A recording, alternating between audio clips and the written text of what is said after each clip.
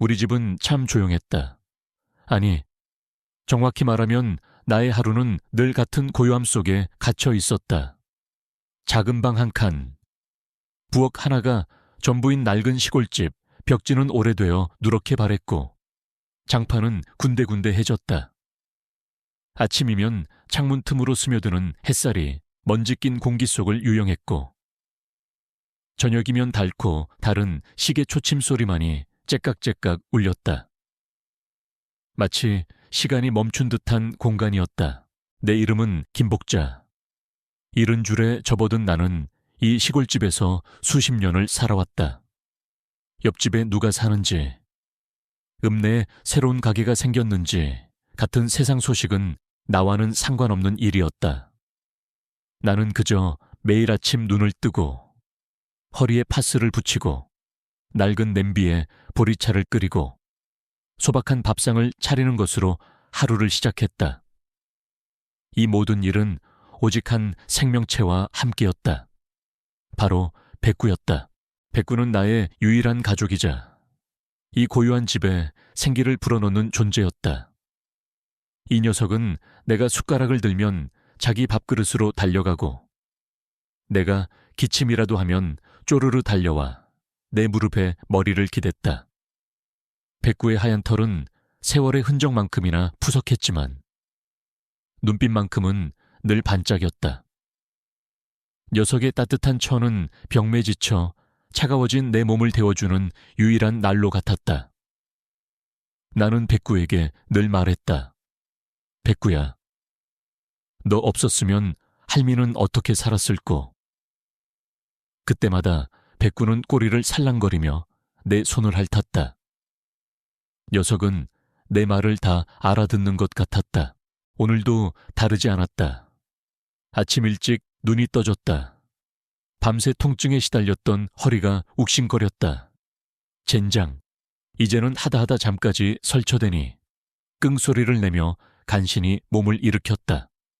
시야가 잠시 흐릿해졌다가 돌아왔다. 익숙한 현기증이었다.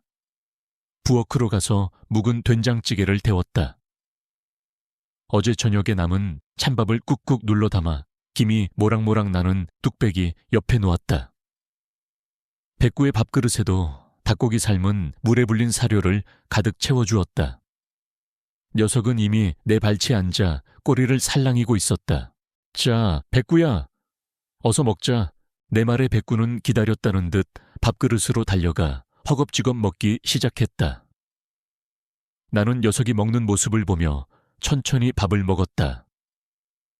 찌개가 좀 짜긴 했지만 밥알이 목구멍으로 넘어가는 건 다행이었다. 통증 때문인지 요즘 통 입맛이 없었다.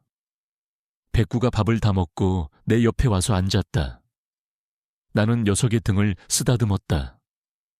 녀석의 털은 부드러웠고 그 온기는 내게 늘 안정감을 주었다.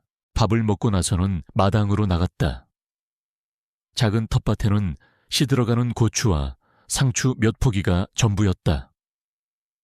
예전에는 이것저것 많이 심었는데 이제는 몸이 예전 같지 않아서 아무것도 할 수가 없었다. 참 아예 없었다. 나는 밭 옆 평상에 앉아 하늘을 올려다봤다. 가을 하늘은 높고 푸르렀다. 저 하늘 끝에는 무엇이 있을까?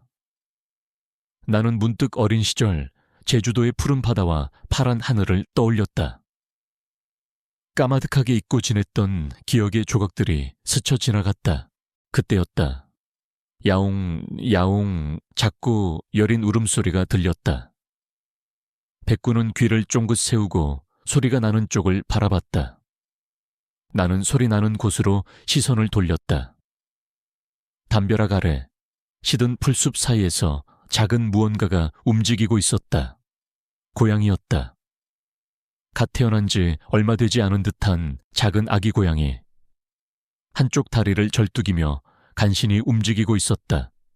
분명히 다친 것 같았다. 아이고, 이게 누구요? 나는 백구와 함께 조심스럽게 다가갔다. 백구는 아기 고양이에게 으르렁거리지 않았다.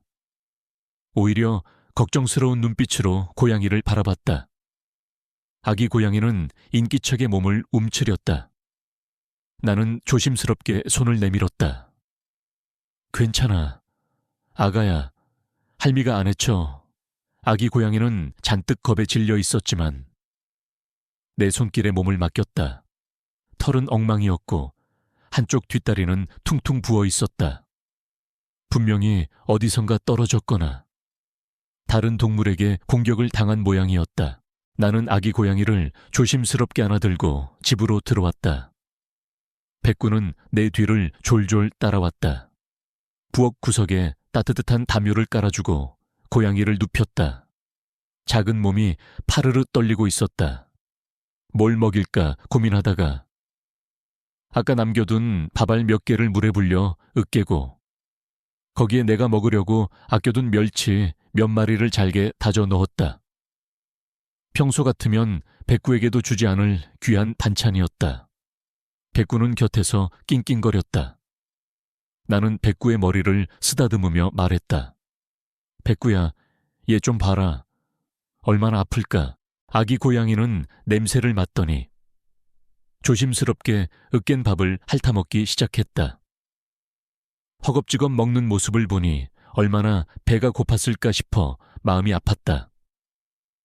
백구는 그런 아기 고양이를 물끄러미 바라보다가 자신의 밥그릇에 남은 물을 조심스럽게 코로 밀어 아기 고양이 쪽으로 가져다 주었다. 나는 그 모습에 놀랐다. 녀석은 늘 먹을 것에 욕심이 많았는데 이렇게 남에게 나눠주는 모습을 본 적이 없었다. 나는 아기 고양이를 몇 날 며칠 보살폈다. 다행히 다리는 심하게 부러진 것이 아니어서 시간이 지나자 조금씩 나아졌다. 아기 고양이는 이제 나를 보면 야웅거리며 다가왔고 백구에게도 몸을 비비며 애교를 부렸다. 백구와 아기 고양이는 마치 친형제처럼 지냈다. 아기 고양이는 백구의 등에 올라타 낮잠을 자기도 했고 백구는 그런 아기 고양이를 귀찮아하기는커녕 조심스럽게 돌봐주었다. 나는 그 모습을 보며 작은 위안을 얻었다. 나를 돌보는 백구, 그리고 백구가 돌보는 아기 고양이, 마치 생명의 고리가 이어지는 듯한 느낌이었다. 하지만 이 평화로운 일상 속에서도 내 마음 한구석에는 늘 불안감이 자리 잡고 있었다. 병세는 날이 갈수록 심해지고 있었다. 숨이 가빠지는 날이 많아졌고 통증은 이제 잠시도 나를 놓아주지 않았다. 나는 밤마다 잠 못 이루고 신음했다. 백구는 밤새 내 옆을 지켰고 내가 아파할 때마다 낑낑거리며 내 얼굴을 핥았다. 녀석의 따뜻한 눈빛은 나를 더 아프게 했다. 내가 만약 없어진다면 백구는 어떻게 될까? 그 작은 아기 고양이는 또 어떻게 될까? 그 생각에 나는 잠 못 이루는 밤을 보내곤 했다. 나는 나의 과거에 대해 누구에게도 말하지 않았다. 심지어 나를 키워준 외할머니에게도, 유일한 혈육인 아들에게도 나의 과거는 낡은 상자 속에 깊이 봉인된 비밀이었다. 잊힌 듯 했지만 때로는 불쑥 튀어나와 나를 괴롭히는 기억이었다. 그 상자 속에는 빛바랜 사진 한 장과 누렇게 변색된 편지 한 통이 들어있었다. 사진 속에 나는 20살 남짓한 앳된 얼굴로 제주도의 푸른 하늘 아래 노랗게 물든 유채꽃밭에서 환하게 웃고 있었다. 편지는 알 수 없는 필체로 쓰여 있었고 겉봉투에는 김복자 씨께라고 쓰여 있었다. 나는 가끔 그 상자를 꺼내 사진을 말없이 바라보곤 했다. 내 눈빛은 늘 슬픔과 그리움으로 가득했다. 사진 속의 나는 20대 초반, 꿈 많고 희망에 부풀었던 소녀였다. 그 시절의 나는 지금의 나와는 너무나도 다른 사람이었다. 그때의 나는 제주도에 있었다. 그리고 그곳에서 나의 모든 것이 시작되었고 동시에 끝이 났다. 나는 왜 그 시절을 잊으려고 애썼을까? 무엇이 나를 이 낡은 시골집에 가둬두었을까? 그 질문들은 늘 답 없는 메아리처럼 내 마음속을 맴돌았다. 백구는 내가 그 상자를 꺼낼 때마다 곁에 와서 조용히 앉아 있었다. 녀석은 내 슬픔을 아는 듯 했다. 내 아들, 현우는 서울에서 직장 생활을 했다. 그는 바빴다. 아주 가끔 내려와 얼굴만 비추고 갈 뿐이었다. 현우는 내게 살갑게 대하는 아들은 아니었다. 어렸을 때부터 그는 현실적이고 이성적인 아이였다. 내가 아파서 힘들어할 때도 병원에 가셔야죠. 어머니, 괜히 돈 아끼지 마시고 라고 말할 뿐이었다. 그의 말에는 걱정은 담겨 있었지만 따뜻함은 없었다. 나는 그가 나를 진심으로 걱정하지 않는다고 생각했다. 어쩌면 내가 그를 그렇게 만들었는지도 몰랐다. 나는 현우에게 나의 아픈 과거를 말한 적이 한 번도 없었다. 그는 나의 침묵을 이해하지 못했다. 어느 날 현우가 갑작스럽게 집에 찾아왔다. 그의 표정은 딱딱하게 굳어 있었다. 어머니, 요즘 안색이 너무 안 좋으세요. 병원은 가보셨어요. 현우는 내가 내민 보리차를 한 모금 마시지도 않고 그렇게 물었다. 나는 얼버무렸다. 별일 아냐. 그냥 나이가 들어서 그런 거지. 별일 아니긴요. 지난번에 병원 가보라고 했을 때도 이러셨잖아요. 제가 서울에서 의사 친구에게 물어봤는데 어머니 연세에는 정기검진 꼭 받아야 한다고 했어요. 현우는 내 말을 들으려 하지 않았다.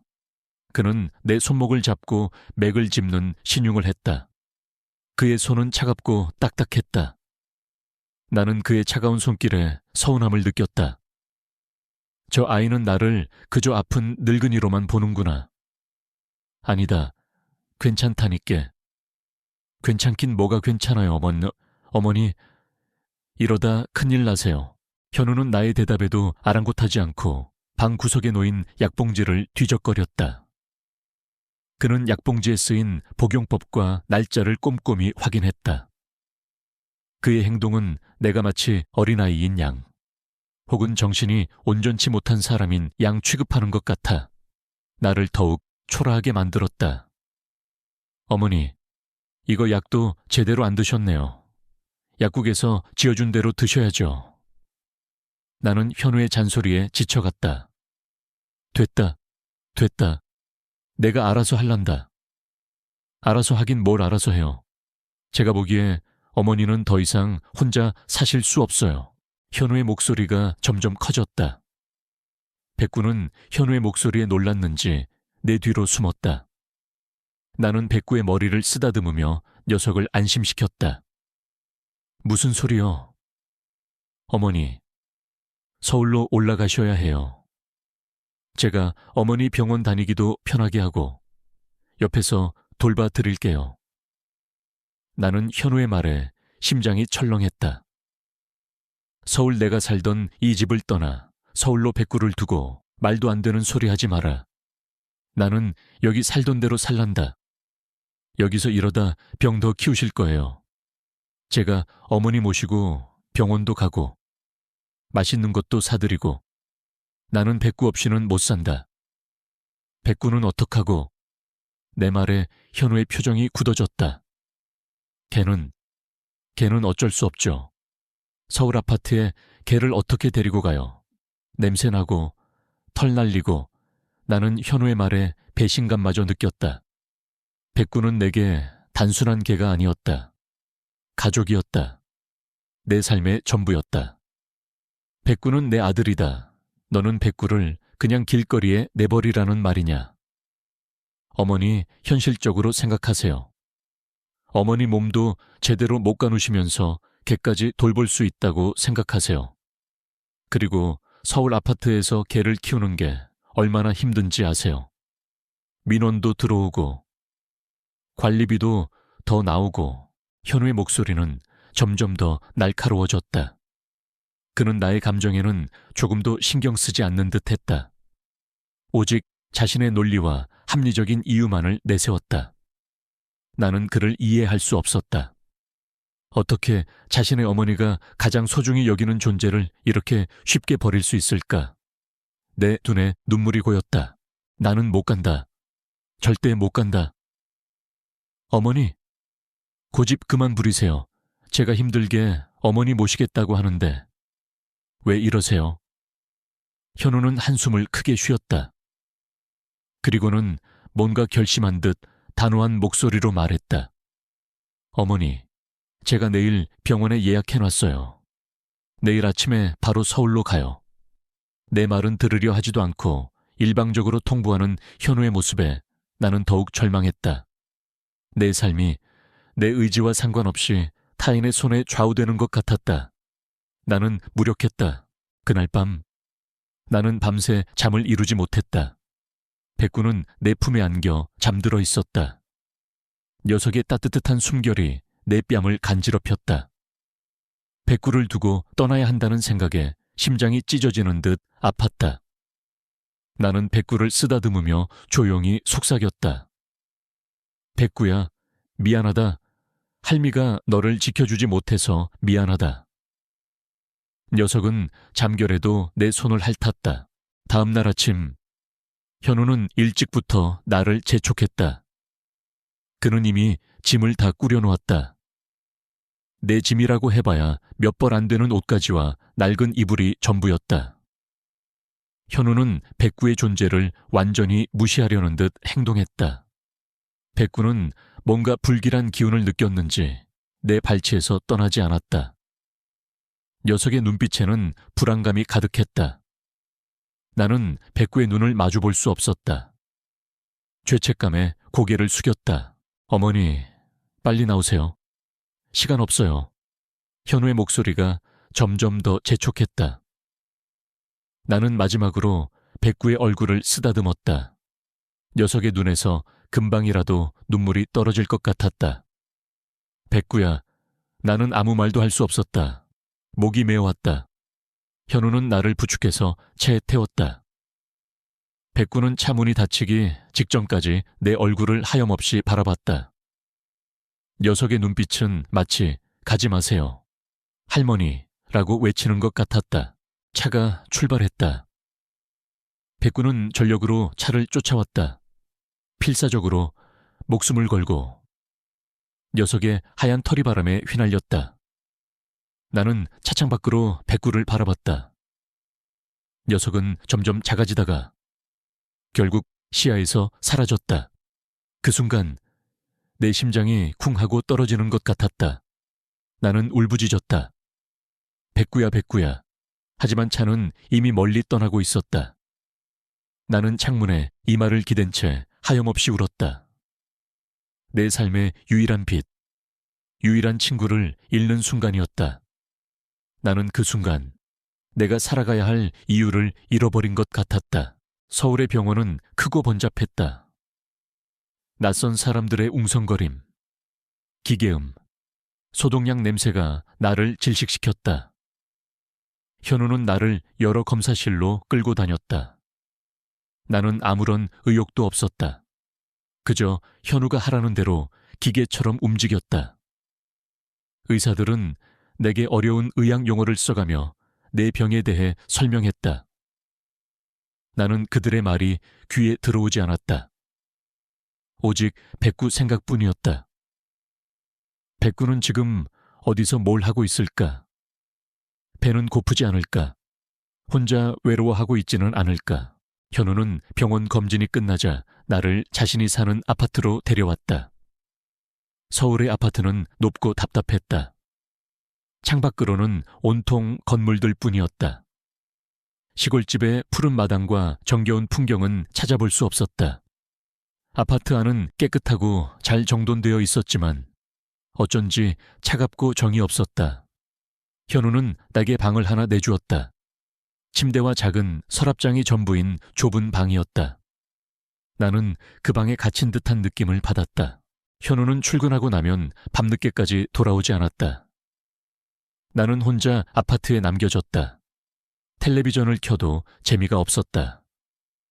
책을 읽으려 해도 글자가 눈에 들어오지 않았다. 나의 삶은 공허함 그 자체였다. 병만은 나를 더욱 괴롭혔다. 밤에는 통증이 심해 잠을 이룰 수 없었고 낮에는 기운이 없어 아무것도 할 수 없었다. 나는 병원 침대에 누워 천장만 바라보며 백구를 그리워했다. 백구의 따뜻한 천, 녀석의 장난기 가득한 눈빛, 나를 위로해주던 낑낑거리는 소리가 사무치게 그리웠다. 어느 날 밤이었다.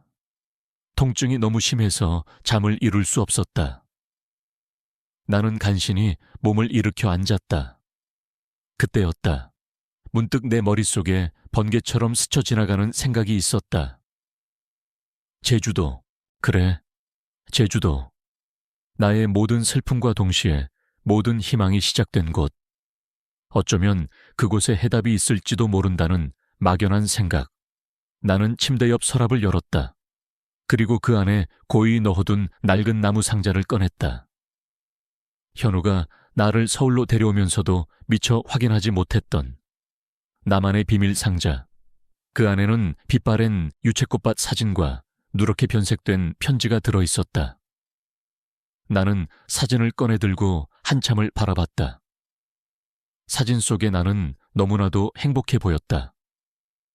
그 시절의 나는 내가 아는 내가 아니었다. 나는 그 시절의 나를 다시 만나고 싶다는 강렬한 충동을 느꼈다. 나는 조용히 상자를 닫았다. 마음속에 단단한 결심이 섰다. 나는 다시 살아야 했다. 백구를 위해서라도. 어쩌면 제주도에서 백구를 다시 만날 수 있을지도 모른다는 신락 같은 희망. 그리고 나의 병든 몸이 다시 살아날 수 있을지도 모른다는 막연한 기대감.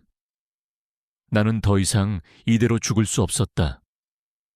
내 삶의 모든 것을 걸고 이 지긋지긋한 현실에서 벗어나야 했다.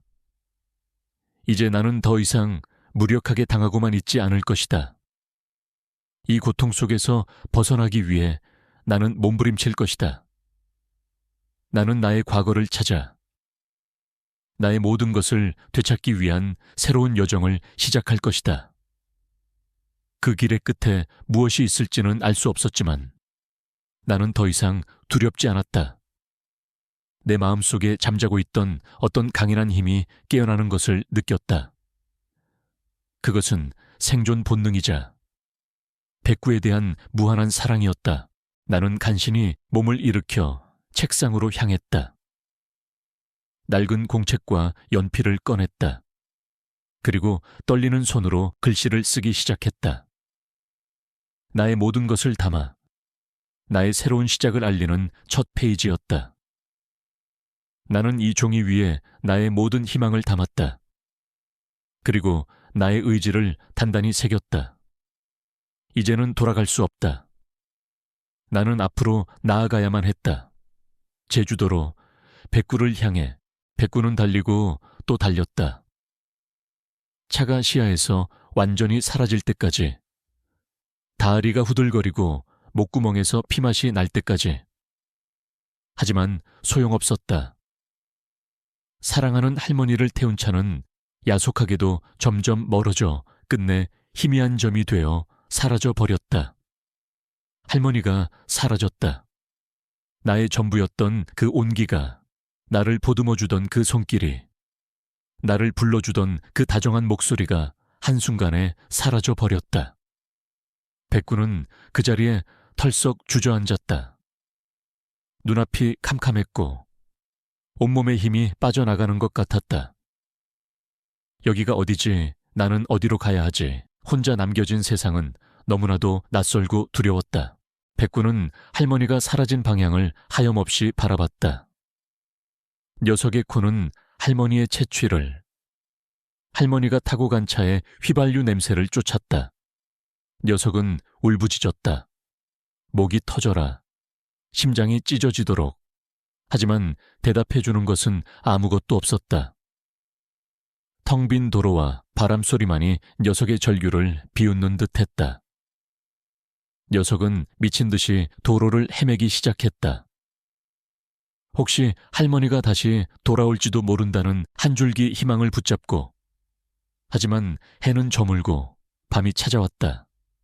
차가운 바람이 백구의 털을 파고들었다.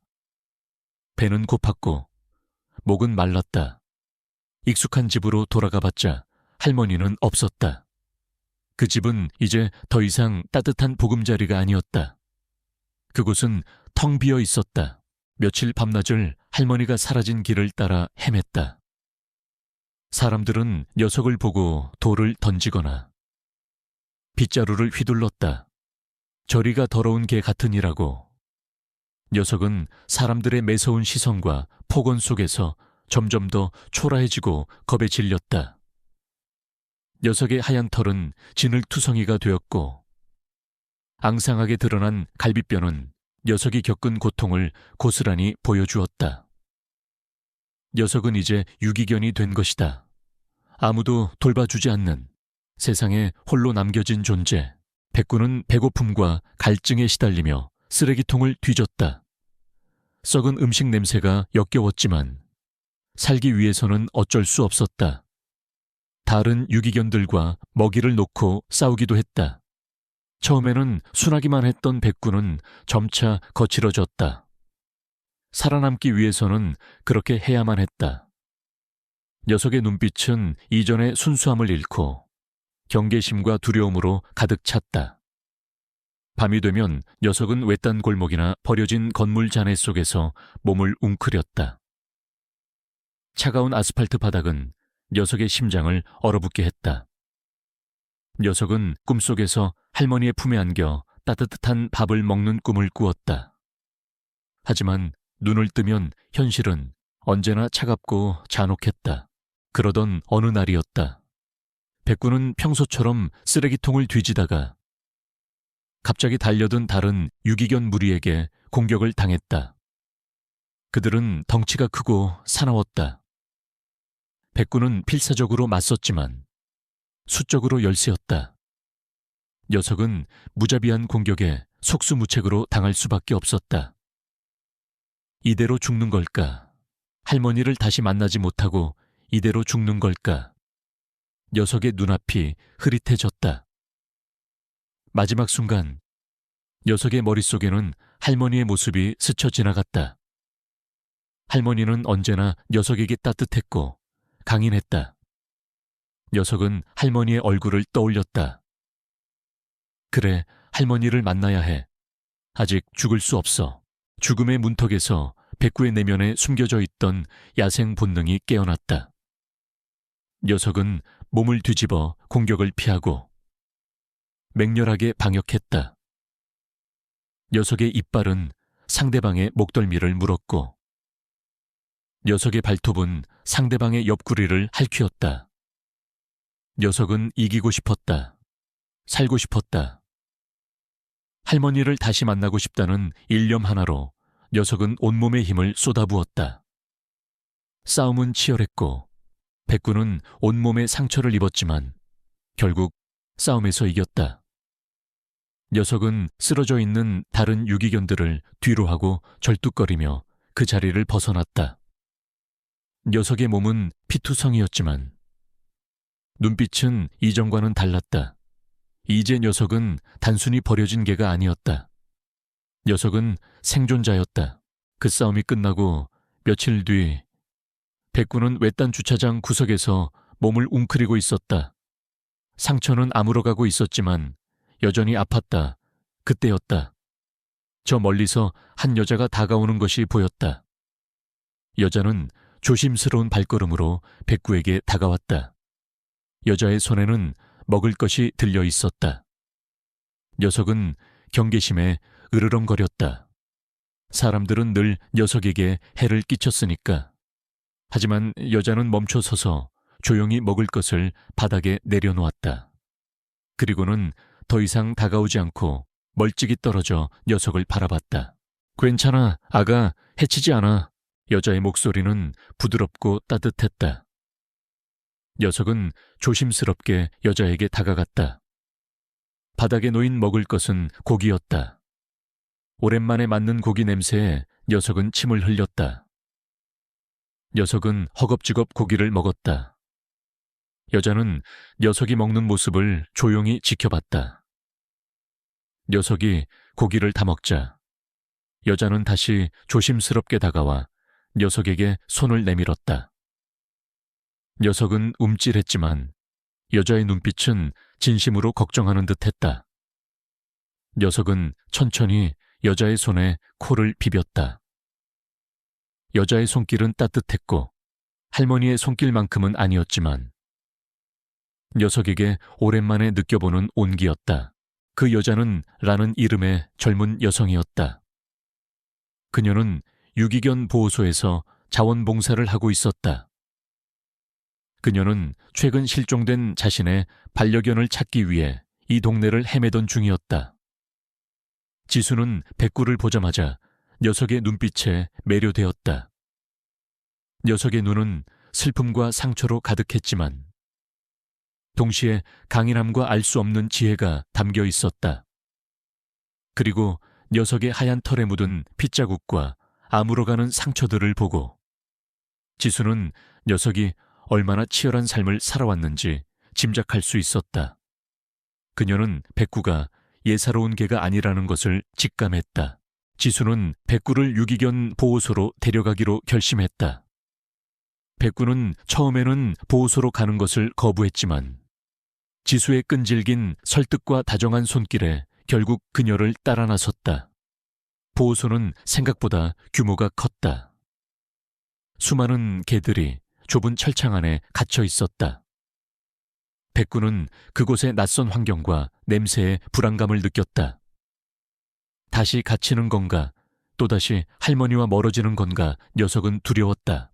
유기견 보호소는 박 씨라는 남자가 운영하고 있었다. 박 씨는 겉으로는 동물 애호가를 자처했지만 실상은 달랐다. 그는 정부 보조금을 받아 운영되는 보호소의 특성을 이용해 더 많은 개들을 수용하고 돈을 벌 궁리만 하는 사람이었다. 개의 건강이나 행복은 안중에도 없었다. 그에게 개들은 그저 숫자에 불과했다. 지수는 백구를 데리고 박 씨에게 갔다. 소장님, 이 아이를 찾았습니다. 제가 임시 보호하면서 돌보고 싶습니다. 박 씨는 백구를 쓱 훑어보더니 탐탁지 않은 표정을 지었다. 덩치도 크고 별로 예쁘지도 않군. 이런 개는 입양이 잘 안 돼. 그냥 일반 수용소로 보내야겠어. 박 씨의 말에 지수는 깜짝 놀랐다. 아닙니다. 이 아이는 특별합니다. 제가 돌보고 싶습니다. 지수는 백구가 싸움에서 보여줬던 강인함과 녀석의 슬프지만 영리한 눈빛을 설명하며 녀석을 일반 수용소로 보내지 말아달라고 간청했다. 박 씨는 지수의 열정에 못 이기는 척 고개를 끄덕였다. 좋아, 그럼 네가 돌봐. 하지만 책임은 네가 지는 거다. 그리고 어차피 이 개는 곧 안락사 될 텐데. 괜한 정 주지 마. 박 씨의 마지막 말은 지수의 심장을 찔렀다. 그녀는 백구의 눈을 바라봤다. 녀석의 눈빛은 마치 자신을 살려달라고 애원하는 것 같았다. 지수는 백구를 살려야 한다고 다짐했다. 박 씨는 백구를 보자마자 녀석의 덩치와 백구라는 이름에 주목했다. 언젠가 인터넷에서 본 유명한 백구 이야기가 떠올랐기 때문이었다. 충성심 강한 백구 이야기는 사람들의 감성을 자극하기에 좋았다. 그는 백구를 통해 돈을 벌 수 있을 거라는 계산을 했다. 백구라. 이름이 좋군. 하얀 털에 덩치도 이만하면 인터넷에서 좀 먹히겠는데. 박 씨는 음흉한 미소를 지으며 백구를 바라봤다. 그에게 백구는 생명이 아니라 돈벌이 수단일 뿐이었다. 그는 백구를 일반 수용소에 가두지 않고 홍보용으로 쓸 수 있는 특별한 철창에 가뒀다. 그곳은 다른 개들보다는 나았지만 여전히 좁고 답답했다. 박 씨는 백구의 사진을 찍어 보호소 홈페이지에 올리고 동정심을 유발하는 문구를 써서 사람들의 관심을 끌었다. 백구는 갇힌 생활에 적응하지 못했다. 녀석은 할머니와 함께 살던 자유롭고 푸른 마당을 그리워했다. 철창 밖으로 보이는 세상은 너무나도 작았다. 녀석은 밤마다 낑낑거렸다. 할머니를 향한 그리움과 다시는 할머니를 만날 수 없을지도 모른다는 두려움이 녀석을 짓눌렀다. 녀석은 먹이를 잘 먹지 못했고 점차 기운을 잃어갔다. 몸은 여전히 아팠다. 상처 부위가 덧나기라도 할까봐 지수는 늘 노심초사했다. 지수는 매일같이 백구를 찾아와 녀석을 보살폈다. 녀석의 상처를 치료해주고 맛있는 음식을 가져다 주었다. 녀석을 쓰다듬고 조용히 말을 걸어주었다. 지수의 다정한 손길과 목소리는 백구에게 작은 위안이 되었다. 녀석은 지수를 보면 꼬리를 흔들며 반가워했다. 지수는 백구의 눈빛에서 깊은 슬픔과 함께 어떤 희망을 보았다. 이 아이는 분명히 주인이 있을 거야. 그리고 그 주인을 간절히 그리워하고 있을 거야. 박 씨는 지수가 백구에게 지나치게 관심을 쏟는 것을 못마땅해 했다. 지수 씨, 그렇게 한 마리한테만 신경 쓰면 다른 개들은 누가 돌봐요. 그리고 그게 어차피 곧 입양 안 되면 안락사 될 건데. 괜히 정주지 말라니까. 박 씨는 지수의 선의를 비웃는 듯한 말을 했다. 그의 눈에는 오직 돈과 실용성만이 보였다. 그는 지수가 백구에게 정을 주어 보호소의 운영 방식을 문제 삼을까봐 경계했다. 그는 지수에게 백구와의 접촉을 줄이라고 명령했고, 백구를 보러 오는 사람들에게는 녀석이 병들고 쓸모없는 개인 것처럼 설명했다. 그는 백구를 빨리 없애버리고 싶어 했다. 백구의 인기가 높아지면 질수록 녀석을 둘러싼 복잡한 문제들이 늘어날 것이라고 생각했기 때문이다. 지수는 박 씨의 행동에 분노했다. 그녀는 박 씨가 백구를 이용하고 있다는 사실을 직감했다. 박 씨의 목적은 백구를 구하는 것이 아니라 백구를 통해 돈을 벌거나 녀석을 없애버리는 것이었다. 그녀는 박 씨의 감시를 피해 백구에게 몰래 먹이를 주고 녀석의 상태를 확인했다. 지수는 백구를 이대로 둘 수 없다고 생각했다. 그녀는 백구를 탈출시켜야 한다고 결심했다. 백구는 이곳에 갇혀 있을 존재가 아니었다. 녀석은 더 넓은 세상에서 자유롭게 뛰어놀아야 할 존재였다. 할머니를 다시 만나야 할 존재였다. 한편 서울에 있는 할머니 복자 씨의 상태는 더욱 나빠지고 있었다. 아파트 생활은 답답했고 병원 치료는 고통스러웠다.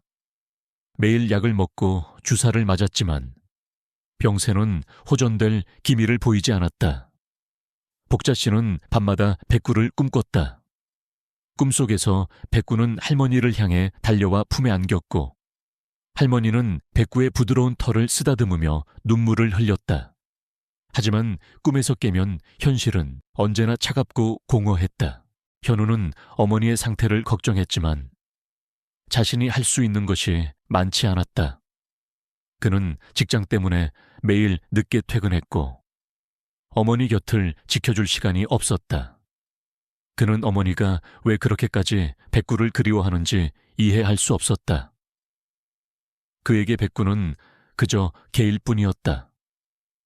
그는 어머니의 병을 치료하는 것이 가장 중요하다고 생각했고 그 외의 모든 것은 부차적인 문제라고 여겼다. 어느 날 밤, 복자 씨는 심한 고열과 기침으로 의식을 잃었다. 현우는 급히 어머니를 병원 응급실로 옮겼다. 의사는 복자 씨의 상태가 위중하다고 말했다. 폐렴이 심해졌고 합병증까지 온 상태였다. 현우는 어머니의 손을 잡았다. 어머니의 손은 차갑고 힘이 없었다. 그는 그제야 어머니가 얼마나 고통스러워했는지 그리고 자신이 얼마나 무심했는지 깨달았다. 복자 씨는 의식불명 상태에 빠졌다. 현우는 침대 곁에 앉아 어머니를 지켰다. 그는 어머니의 머리맡에 놓인 낡은 나무 상자를 발견했다. 그는 조심스럽게 상자를 열었다. 그 안에는 빛바랜 유채꽃밭 사진과 누렇게 변색된 편지가 들어있었다. 현우는 사진을 집어들었다. 사진 속에 젊은 어머니는 환하게 웃고 있었다. 그는 어머니의 이런 모습을 본 적이 없었다. 사진 뒤에는 희미한 글씨로 제주도 희구엑식사년이라고 쓰여 있었다. 현우는 편지를 꺼내 읽었다. 필체는 어머니의 것이 아니었다. 편지 속에는 알 수 없는 내용들이 담겨 있었다. 복자씨, 다시 만날 그날까지. 그리고 편지의 마지막에는 제주도 성산포라는 주소가 적혀 있었다. 현우는 혼란스러웠다. 어머니에게 이런 비밀이 있었다니. 그는 어머니의 과거에 대해 아무것도 모르고 있었다. 그리고 그 모든 비밀이 제주도에 묻혀 있다는 사실에 그는 당황했다. 현우는 어머니의 침대 옆에 앉아 사진과 편지를 들고 한참을 생각했다. 어머니는 왜 이 사진과 편지를 그토록 소중히 간직했던 것일까? 왜 이 모든 것을 비밀로 했을까? 그리고 왜 지금 이 순간 어머니는 백구만을 애타게 찾고 있는 것일까? 그는 퍼즐 조각을 맞추듯이 어머니의 과거를 이해하려고 노력했다. 그리고 문득 백구의 이름이 백구라는 것에 의미심장한 기시감을 느꼈다. 어쩌면 이 모든 것들이 제주도와 연결되어 있을지도 모른다는 막연한 직감. 그는 어머니의 손을 잡았다. 어머니의 손은 여전히 차가웠지만 그의 마음은 뜨거웠다. 그는 어머니의 소원을 들어줘야겠다고 생각했다. 어머니가 백구를 그토록 그리워하는 이유, 그리고 이 모든 비밀이 숨겨진 제주도로 어머니를 데려가야겠다고 결심했다. 그것이 어머니를 살릴 수 있는 유일한 길이라고 직감했다. 현우는 어머니의 손을 잡고 조용히 속삭였다. 어머니, 제가 백구를 찾아올게요. 그리고 우리 같이 제주도로 가요. 그의 목소리는 진심이었다. 그는 이제야 비로소 어머니를 이해하기 시작했다. 이 모든 여정은 이제 막 시작된 것이었다. 박 씨는 백구가 보호소에 온 이후로 계속해서 녀석을 주시하고 있었다. 지수가 백구에게 유난히 신경 쓰는 것도 눈치채고 있었다. 그는 백구를 통해 일확천금을 노리고 있었다. 인터넷에 백구 사진을 올리고 충성심 강한 백구, 새 주인을 찾습니다. 같은 감성적인 문구를 넣어 홍보하자 사람들의 반응은 폭발적이었다. 보호소 홈페이지 방문자 수는 급증했고 백구에게 관심을 보이는 사람들도 많아졌다. 박 씨는 흐뭇하게 웃었다. 이제 돈을 벌 일만 남았다. 그의 계획은 이러했다. 백구가 어느 정도 유명세를 타면 일부러 녀석을 다른 지방으로 옮기는 척하면서 비공개 경매를 열어 비싼 값에 팔아넘기는 것이었다. 그리고 그 돈은 고스란히 자신의 주머니로 들어갈 터였다. 물론 지수나 다른 자원봉사자들에게는 백구가 좋은 주인에게 입양되었다고 둘러댈 작정이었다. 그는 이미 몇몇 부유한 수집가들과 접촉하여 백구의 가치를 부풀리고 있었다. 어느 날 박 씨는 보호소 사무실에서 흡족한 표정으로 노트북 화면을 들여다보고 있었다. 백구 관련 게시물의 조회수는 이미 수십만 건을 넘어섰고 댓글에는 불쌍한 백구, 꼭 좋은 주인 만나길, 백구 같은 충성스러운 개는 다시 없을 거야 같은 글들이 가득했다. 그는 이 모든 것이 자신의 뛰어난 수완 덕분이라고 생각했다. 그때였다. 지수가 사무실 문을 벌컥 열고 들어왔다. 그녀의 얼굴에는 걱정과 분노가 뒤섞여 있었다. 소장님, 백구 상태가 안 좋습니다. 어제부터 사료를 거의 먹지 않고 계속 낑낑거려요. 혹시 아픈 건 아닐까요? 박 씨는 고개를 저었다. 별거 아냐. 그냥 환경이 바뀌어서 스트레스를 좀 받는 모양이지. 며칠 지나면 괜찮아질 거야. 하지만 열도 좀 있는 것 같고 동물병원에 데려가 봐야 하는 거 아닐까요? 동물병원 그 비싼 돈 들여서 지수씨, 내가 누누이 말했잖아. 여기 있는 개들은 언제든 떠날 수 있는 임시 보호견일 뿐이야. 한 마리한테 그렇게 유난 떨 필요 없어. 하지만 생명이잖아요. 아픈데도 방치할 수는 없지 않습니까? 지수의 목소리가 높아졌다. 그녀의 눈에는 눈물이 그렁거렸다. 박 씨는 그녀의 눈물을 비웃는 듯한 표정을 지었다. 감정적으로 행동하지 마. 이곳은 자선사업체가 아니야. 냉정하게 생각해야지. 어차피 이 개는 곧 팔려나갈 거야. 아니면 그는 말을 잇지 않고 지수를 쳐다봤다. 지수는 그의 눈빛에서 섬뜩함을 느꼈다. 아니면이라는 말 뒤에 숨겨진 의미를 그녀는 알 수 있었다. 안락사, 지수는 더 이상 참을 수 없었다. 그녀는 박 씨가 단순히 무관심한 것이 아니라 백구를 이용하고 있다는 것을 직감했다. 소장님, 혹시 백구를 팔아넘기려는 건 아니시죠? 저는 다 알고 있습니다. 소장님이 백구 사진을 인터넷에 올려놓고 지수는 말을 더듬었다. 그녀는 박 씨의 비밀을 알고 있다는 것을 들키고 싶지 않았지만 이미 엎질러진 물이었다. 박 씨의 얼굴이 순식간에 굳어졌다. 그의 눈은 차갑게 빛났다. 무슨 헛소리야. 당장 나가 쓸데없는 소리 짓거리지 말고 본분이나 다해.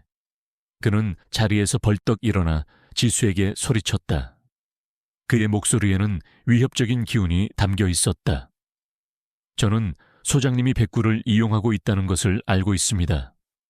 이건 명백한 동물 학대이자 사기입니다. 지수는 두려웠지만 물러서지 않았다. 그녀는 백구를 위해서라도 진실을 밝혀야 한다고 생각했다. 박 씨는 지수의 멱살을 잡았다. 입 닥쳐. 너 같은 애송이가 뭘 안다고. 짓거려. 당장 이 손 안 놔. 내가 널 가만두지 않을 거야. 그의 소나귀에 잡힌 지수의 어깨는 으스러질 듯 아팠다.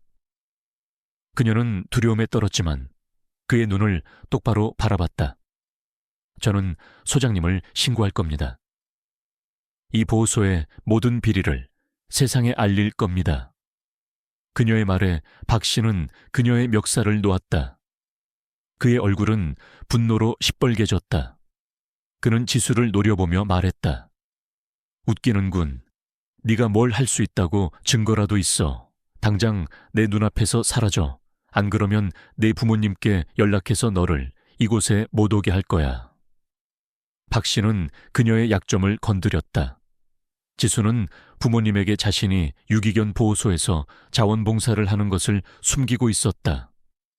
부모님은 개를 싫어했고 그녀가 그런 곳에서 일하는 것을 알면 노발대발할 것이었다. 지수는 사무실을 뛰쳐나왔다. 그녀의 심장은 쿵쾅거렸다. 박 씨의 위협에 두려웠지만 동시에 그녀의 결심은 더욱 굳건해졌다. 백구를 구해야 했다. 그리고 박 씨의 비리를 세상에 알려야 했다. 그녀는 백구가 갇혀있는 철창으로 달려갔다. 백구는 지수를 보자 꼬리를 흔들었지만 여전히 힘이 없어 보였다. 녀석의 눈빛은 아련했고 지수는 그 눈빛에서 간절함을 읽었다. 백구야, 내가 널 꼭 구해줄게. 조금만 기다려. 지수는 백구의 머리를 쓰다듬으며 조용히 속삭였다. 녀석의 털은 푸석했고 몸은 여전히 뜨거웠다. 지수는 백구의 곁을 떠날 수 없었다. 그녀는 밤새 백구의 곁을 지켰다.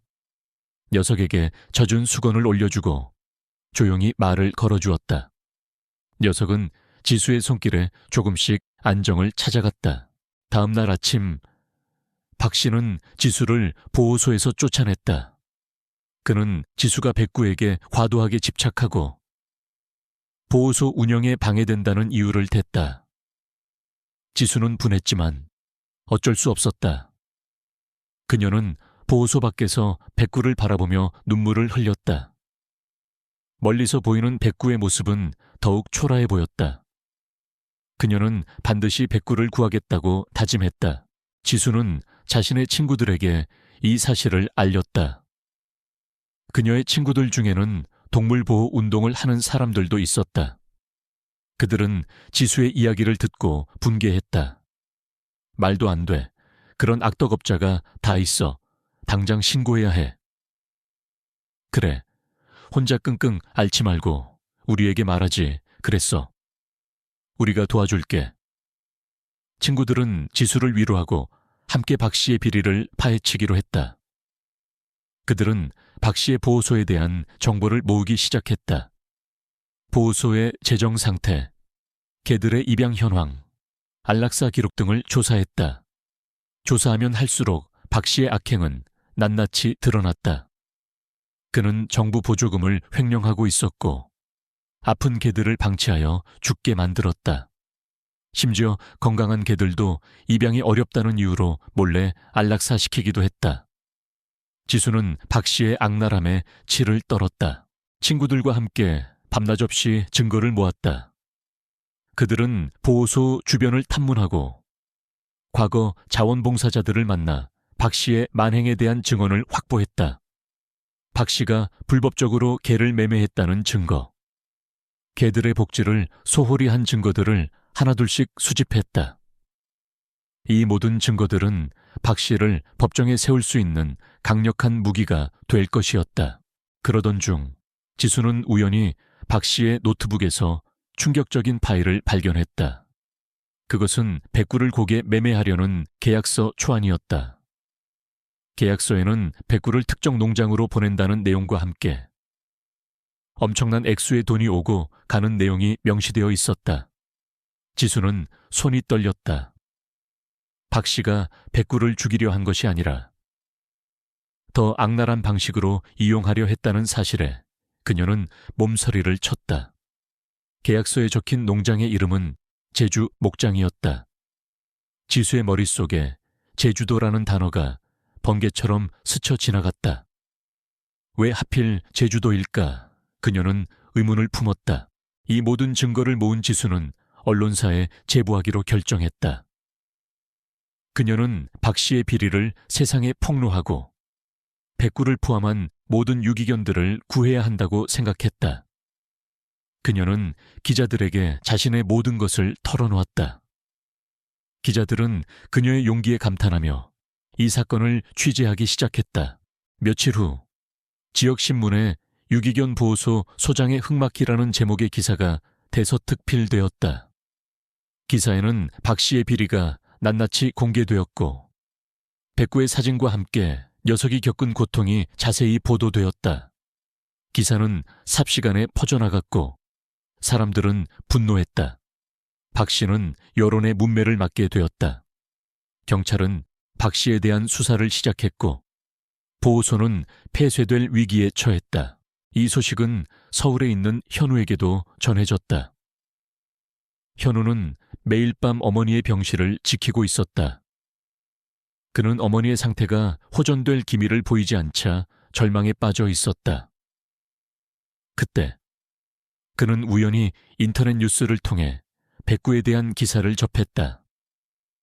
기사 속의 백구 사진을 보자마자 현우는 심장이 쿵 하고 떨어지는 것을 느꼈다. 설마. 그는 기사를 자세히 읽었다. 기사에는 백구가 할머니와 헤어진 후 유기견이 되었다는 내용, 그리고 유기견 보호소에서 박 씨에게 학대당했다는 내용이 담겨 있었다. 현우는 기사를 읽는 내내 손이 떨렸다. 기사 속의 백구는 분명 어머니가 그토록 애타게 찾던 그 백구였다. 현우는 믿을 수 없었다. 자신이 어머니에게서 백구를 떼어놓은 것이 결국 백구를 이렇게 비참하게 만든 것이었다. 그는 죄책감에 고개를 들 수 없었다. 어머니의 병세가 악화된 것도 어쩌면 백구와의 이별 때문일지도 모른다는 생각에 그는 더욱 괴로웠다. 그는 즉시 유기견 보호소로 달려갔다. 하지만 보호소는 이미 경찰에 의해 폐쇄된 상태였다. 박 씨는 체포되어 조사를 받고 있었다. 현우는 백구의 행방을 묻기 위해 경찰에게 간청했다. 경찰은 그에게 백구가 임시보호소로 옮겨졌다고 알려주었다. 현우는 백구가 옮겨진 임시보호소로 향했다. 그곳에서 그는 지수를 만났다. 지수는 백구의 사연을 듣고 눈물을 흘리는 현우를 보며 놀랐다. 현우는 지수에게 자신의 어머니 이야기를 털어놓았다. 어머니가 백구를 얼마나 사랑하는지, 그리고 백구와 헤어진 후 어머니의 병세가 얼마나 악화되었는지. 지수는 현우의 이야기를 듣고 깜짝 놀랐다. 그녀는 백구에게 주인이 있을 것이라고 짐작은 했지만 이렇게 애틋한 사연이 있을 줄은 몰랐다. 현우는 지수에게 간절히 부탁했다. 지수씨, 제발 백구를 저희 어머니께 데려갈 수 있게 도와주세요. 어머니는 지금 백구 때문에 사경을 헤매고 계십니다. 백구가 없으면 어머니는... 현우는 말을 잇지 못하고 눈물을 흘렸다. 그의 눈물은 진심이었다. 지수는 현우의 진심을 느꼈다. 제가 어떻게든 도와드리겠습니다. 백구도 분명히 할머니를 그리워하고 있을 거예요. 지수는 백구를 현우에게 인계해 주기로 결정했다. 하지만 그녀는 현우에게 한 가지 조건을 걸었다. 백구가 다시는 이런 일을 겪지 않도록 할머니와 백구를 잘 보살펴 주세요. 그리고 박씨 같은 악덕업자들이 다시는 생기지 않도록 우리 모두 노력해야 합니다. 현우는 고개를 끄덕였다. 물론입니다. 제가 반드시 어머니와 백구를 행복하게 해드리겠습니다. 백구는 현우를 따라 서울의 병원으로 향했다. 녀석은 낯선 현우를 경계했지만 현우의 눈빛에서 할머니와 같은 따뜻함을 느꼈다. 병원에 도착하자마자 백구는 할머니의 채취를 맡았다. 녀석은 마치 홀린 듯 할머니의 병실로 달려갔다. 병실 문이 열리자 백구는 침대에 누워있는 할머니의 모습을 발견했다. 할머니는 창백했고 숨소리는 가빴다. 백구는 할머니에게 달려가 침대 위로 뛰어올랐다. 녀석은 할머니의 얼굴을 핥고 낑낑거렸다. 할머니, 저 왔어요. 할머니는 의식이 없었지만 백구의 온기를 느끼는 듯했다. 그녀의 손가락이 살짝 움직였다. 백구는 계속해서 할머니의 손을 핥았다. 그 순간 할머니의 눈에서 한 줄기 눈물이 흘러내렸다. 의식을 잃은 상태에서도 할머니는 백구의 존재를 느끼고 있었던 것이다. 현우는 그 모습을 보고 다시 한번 눈물을 쏟았다. 그는 자신이 얼마나 큰 잘못을 저질렀는지 깨달았다. 백구는 할머니의 침대 곁을 떠나지 않았다. 녀석은 할머니의 손을 핥고 할머니의 몸에 기대어 잠이 들었다. 녀석의 따뜻한 천은 할머니의 차가워진 몸에 온기를 불어넣었다. 다음 날 아침 기적이 일어났다. 할머니가 눈을 뜬 것이다. 그녀의 눈은 여전히 흐릿했지만 백구를 보자마자 희미하게 미소를 지었다. 백구야. 할머니의 목소리는 작고 가늘었지만 분명히 백구를 부르는 소리였다. 백구는 할머니의 목소리에 꼬리를 격렬하게 흔들었다. 현우는 할머니의 의식이 돌아온 것을 보고 기뻐서 어쩔 줄 몰랐다. 의사는 할머니의 회복 속도에 놀랐다. 정말 기적입니다. 이렇게 빠르게 의식을 회복하다니. 현우는 의사에게 백구 이야기를 해주었다. 의사는 고개를 끄덕였다. 동물이 주는 정서적 지지가 환자의 회복에 큰 영향을 미치기도 합니다. 특히 오랜 시간 함께한 반려동물이라면 더 그렇겠죠. 할머니는 서서히 기력을 되찾았다. 백구는 할머니의 곁을 그림자처럼 지켰다. 할머니는 백구를 쓰다듬으며 조용히 말했다. 백구야, 이제 괜찮다. 할미가 너 다시는 놓치지 않을 거야. 백구는 할머니의 말에 꼬리를 살랑이며 할머니의 품에 파고들었다. 현우는 병원 침대에 앉아있는 어머니와 백구를 바라봤다. 그리고 그들의 모습에서 과거에 보지 못했던 유대감을 발견했다. 그는 어머니의 낡은 나무 상자에서 발견했던 제주도 사진과 편지를 다시 떠올렸다. 그리고 지수에게서 들었던 제주 목장이라는 이름. 이 모든 것이 우연일까? 아니면 어떤 운명의 장난일까? 그는 어머니가 제주도에 가고 싶어 한다는 것을 직감했다. 그곳에 어머니의 삶을 변화시킬 무언가가 있을 것이라고 예감했다. 그는 어머니의 손을 잡고 조용히 말했다. 어머니, 우리 제주도로 가요. 백구랑 같이요. 할머니의 눈이 크게 뜨였다. 그녀의 얼굴에는 희미한 미소가 번졌다. 그것은 마치 새로운 희망을 찾은 듯한 미소였다. 백구는 할머니의 곁에 딱 붙어 앉아 병실 창밖을 내다봤다. 바깥 세상은 여전히 시끄러웠지만 할머니의 품에 안겨 있으니 녀석은 더 이상 불안하지 않았다. 할머니는 백구의 머리를 쓰다듬으며 조용히 속삭였다. 백구야, 우리 제주도 갈 거야. 우리 고향. 백구는 할머니의 목소리에 고개를 갸웃거렸다. 제주도가 어디지 고향이라니. 녀석은 할머니가 행복해하는 모습에 덩달아 기뻤다. 할머니의 얼굴에는 오랜만에 활기 같은 것이 맴돌았다. 현우는 어머니가 제주도에 가고 싶어 한다는 말을 듣고 망설였다. 어머니의 건강 상태로는 장거리 여행이 무리일 수도 있었다. 하지만 그는 어머니의 눈빛에서 강렬한 의지를 읽었다. 그 눈빛은 병으로 지쳐있던 어머니의 눈빛이 아니었다.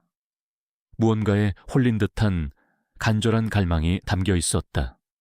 그리고 백구를 만난 후 어머니의 상태가 기적적으로 호전된 것을 보며 현우는 제주도가 어머니에게 새로운 희망을 줄 수 있을지도 모른다고 생각했다. 그는 어머니의 오랜 비밀이 제주도에 숨겨져 있다는 것을 직감했다. 현우는 어머니의 담당 의사를 찾아갔다. 어머니를 제주도로 모시고 싶습니다. 가능할까요? 의사는 잠시 생각하더니 말했다. 환자분의 현재 상태로는 장거리 여행이 쉽지는 않습니다. 하지만 환자분의 정신적인 안정과 의지가 회복에 큰 영향을 미친다는 점을 감안하면 조심스럽게 시도해 볼 수는 있겠습니다. 다만 비행기는 무리가 따를 수 있으니 최대한 편안하게 이동할 수 있는 방법을 찾아보셔야 합니다. 현우는 의사의 말에 희망을 얻었다. 그는 제주도로 가는 가장 안전하고 편안한 방법을 찾기 시작했다. 배편을 알아보았고 제주도에서의 숙소도 알아봤다. 백구를 동반해야 했기 때문에 쉽지 않은 일이었지만 그는 포기하지 않았다. 어머니의 마지막 소원이라고 생각하며 모든 것을 준비했다. 출발하기 전날 현우는 박 씨가 운영하던 유기견 보호소 비리 사건에 대한 뉴스를 보았다. 박 씨는 결국 구속되었고 보호소의 모든 유기견들은 다른 보호소나 임시 보호처로 옮겨졌다. 백구의 이야기는 세상에 널리 알려졌다. 백구의 이야기는 사람들 사이에서 희망과 충성심의 상징이 되었다. 현우는 백구의 이야기를 접하며 자신이 백구를 얼마나 하찮게 여겼는지 다시 한번 깨달았다. 그는 백구에게 미안함과 고마움을 동시에 느꼈다. 백구는 단순히 개가 아니었다. 어머니의 삶을 다시 일으켜 세운 기적의 주인공이었다. 며칠 후 현우는 어머니와 백구를 모시고 제주행 여객선에 몸을 실었다. 현우는 어머니의 휠체어를 밀었고 백구는 휠체어 옆에 바싹 붙어 걸었다. 배 안은 사람들로 북적였다. 할머니는 백구의 머리를 쓰다듬으며 창밖을 내다봤다. 그녀의 눈빛은 설렘과 불안감이 뒤섞여 있었다. 백구는 할머니의 무릎에 머리를 기대고 파도 소리를 들었다.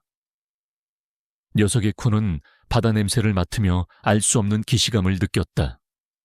녀석은 바다를 처음 보는 것이었지만 왠지 모르게 익숙한 느낌이었다.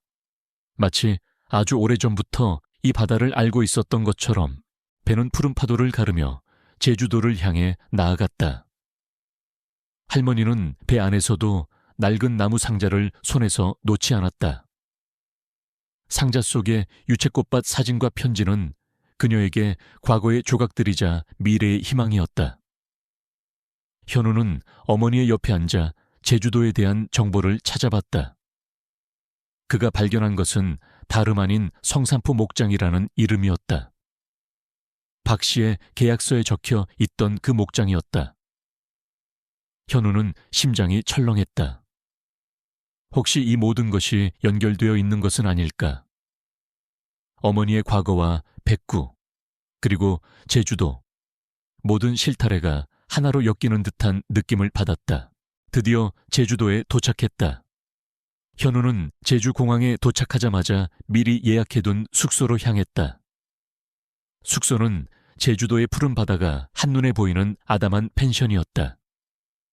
할머니는 창밖으로 보이는 넓은 바다와 푸른 하늘을 보고 깊은 숨을 내쉬었다. 그녀의 얼굴에는 평온함이 감돌았다. 백구는 숙소 안을 이리저리 뛰어다니며 신이 난 듯 꼬리를 흔들었다. 녀석의 눈빛은 이전과는 달리 생기 넘쳤다. 이곳은 뭔가 달랐다. 녀석은 이곳에서 할머니와의 더 깊은 연결고리를 찾을 수 있을 것이라고 직감했다. 현우는 어머니를 편안하게 해드린 후 백구와 함께 펜션 주변을 산책했다. 제주의 바람은 따뜻했고 공기는 맑았다. 백구는 신이 나서 여기저기 뛰어다녔다. 현우는 백구가 이렇게 활기찬 모습을 보이는 것을 보고 놀랐다. 녀석은 마치 자신의 고향에 돌아온 것처럼 편안하고 즐거워 보였다. 며칠 동안 할머니는 숙소에서 안정을 취했다. 현우는 어머니가 기력을 회복하는 동안 혼자서 제주도 곳곳을 돌아다녔다. 그는 어머니의 낡은 사진 속 유채꽃밭을 찾아 나섰다. 하지만 제주도는 넓었고 유채꽃밭은 많았다. 사진 속의 풍경과 똑같은 곳을 찾는 것은 쉽지 않았다. 그러다 그는 우연히 박 씨의 계약서에 적혀 있던 성산포 목장이라는 이름을 떠올렸다. 혹시 그곳에 뭔가 단서가 있을지도 모른다는 생각에 그는 성산포 목장으로 향했다. 그때는 말이지, 복자 씨에게 아주 안 좋은 일이 있었어. 내가 말해주기는 어렵지만 아마 복자 씨 스스로 말해줄 거야. 그 사건 때문에 복자 씨가 제주도를 떠났지. 그리고 백구도. 목장 주인은 더 이상 자세히 말해주지 않았다. 하지만 현우는 목장 주인의 눈빛에서 무언가 끔찍한 비밀이 숨겨져 있다는 것을 직감했다. 그리고 그 비밀이 어머니의 병과도 관련이 있을 것이라고 예감했다. 현우는 목장 주인에게 고맙다는 인사를 하고 숙소로 돌아왔다. 그의 머릿속은 복잡했다. 어머니의 과거, 백구의 출생, 그리고 제주도, 이 모든 것들이 퍼즐 조각처럼 맞춰지고 있었다. 그는 어머니에게 이 모든 사실을 말해야 할지 고민했다. 하지만 어머니가 과거의 아픔을 다시 떠올리는 것이 두려웠다. 그날 밤 현우는 어머니에게 성산포 목장에서 들었던 이야기를 조심스럽게 꺼냈다. 어머니는 그의 이야기를 듣는 내내 아무 말 없이 창밖을 내다봤다. 그녀의 눈빛은 흔들렸고 손에 쥔 나무 상자를 더욱 꽉 쥐었다. 어머니, 백구가 이곳 목장에서 태어났대요. 어머니가 키우던 백구의 후손이래요. 어머니의 눈에서 눈물이 흘러내렸다. 그녀는 고개를 저으며 나지막이 말했다. 아니야. 어머니, 혹시 무슨 일 있으셨어요, 이곳에서? 어머니는 고개를 돌려 현우를 바라봤다. 그녀의 눈빛은 슬픔과 함께 어떤 결심을 담고 있었다. 현우야, 엄마가 너한테 할 말이 있어. 어머니는 자신의 과거를 현우에게 털어놓기 시작했다. 그녀의 목소리는 떨렸지만 한 글자 한 글자에 오랜 세월 쌓아온 아픔과 회한이 담겨 있었다. 어머니는 젊은 시절 제주도로 와서 목장에서 일했다. 그곳에서 한 남자를 만났고 사랑에 빠졌다. 그 남자와 함께 꿈을 꾸었다. 작은 집을 짓고 예쁜 아이를 낳아 행복하게 사는 꿈. 그리고 그들은 백구라는 이름의 강아지를 키웠다. 백구는 그들의 삶에 활기를 불어넣어 주었다. 하지만 행복은 오래가지 못했다. 남자는 갑작스러운 사고로 세상을 떠났다. 어머니는 슬픔에 잠겼지만 뱃속에는 그의 아이가 자라고 있었다. 바로 현우였다. 목장 주인은 어머니가 아이를 낳고 혼자 힘겹게 살고 있는 것을 안쓰럽게 여겼다. 하지만 어머니의 주변에는 좋지 않은 소문들이 돌기 시작했다. 미혼모에 대한 사회의 시선은 싸늘했다.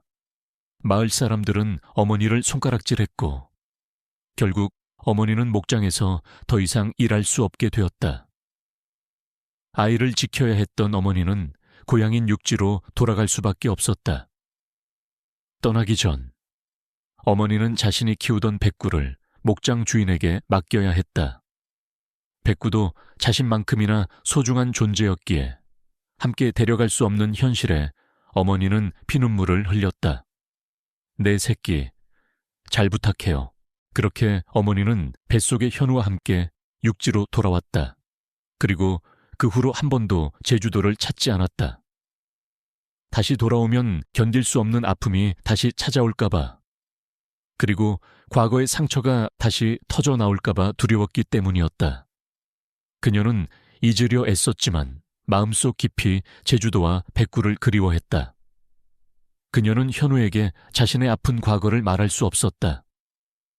현우가 자신의 상처 때문에 힘들어할까봐, 그리고 자신의 출생에 대해 알게 될까봐 두려웠기 때문이었다. 현우는 어머니의 이야기를 듣는 내내 눈물을 흘렸다. 그는 자신이 얼마나 어리석고 무심했는지 깨달았다. 어머니가 그토록 백구를 애타게 찾고 제주도에 가고 싶어 했던 이유를 이제야 알게 된 것이다. 어머니의 병은 단순히 육체적인 병이 아니었다. 그것은 오랜 세월 골마 터진 마음의 병이었다. 그는 어머니의 손을 잡고 흐느꼈다. 어머니, 죄송해요. 제가 너무 몰랐어요. 백구는 현우와 할머니의 대화를 알아듣지 못했지만 할머니의 슬픔을 느끼는 듯 했다. 녀석은 할머니의 무릎에 얼굴을 비비며 낑낑거렸다. 할머니는 백구를 품에 안고 한참을 울었다. 오랜 세월 가슴속에 묻어두었던 슬픔이 폭포수처럼 쏟아져 내렸다. 백구의 따뜻한 온기가 그녀의 눈물을 닦아주는 듯했다. 이튿날 할머니는 현우에게 성산포 목장으로 가자고 말했다. 그녀는 더 이상 과거를 피하지 않을 것이었다. 그녀는 과거의 자신과 화해하고 모든 것을 제자리로 돌려놓고 싶었다. 현우는 어머니의 휠체어를 밀고 백구와 함께 성산포 목장으로 향했다. 성산포 목장의 푸른 초원에 들어서자마자 백구는 낯선 흥분감을 느꼈다. 녀석은 마치 이곳이 자신의 고향인 것을 아는 듯 이리저리 뛰어다녔다. 녀석은 초원 한가운데서 멈춰 서서 깊은 숨을 들이마셨다.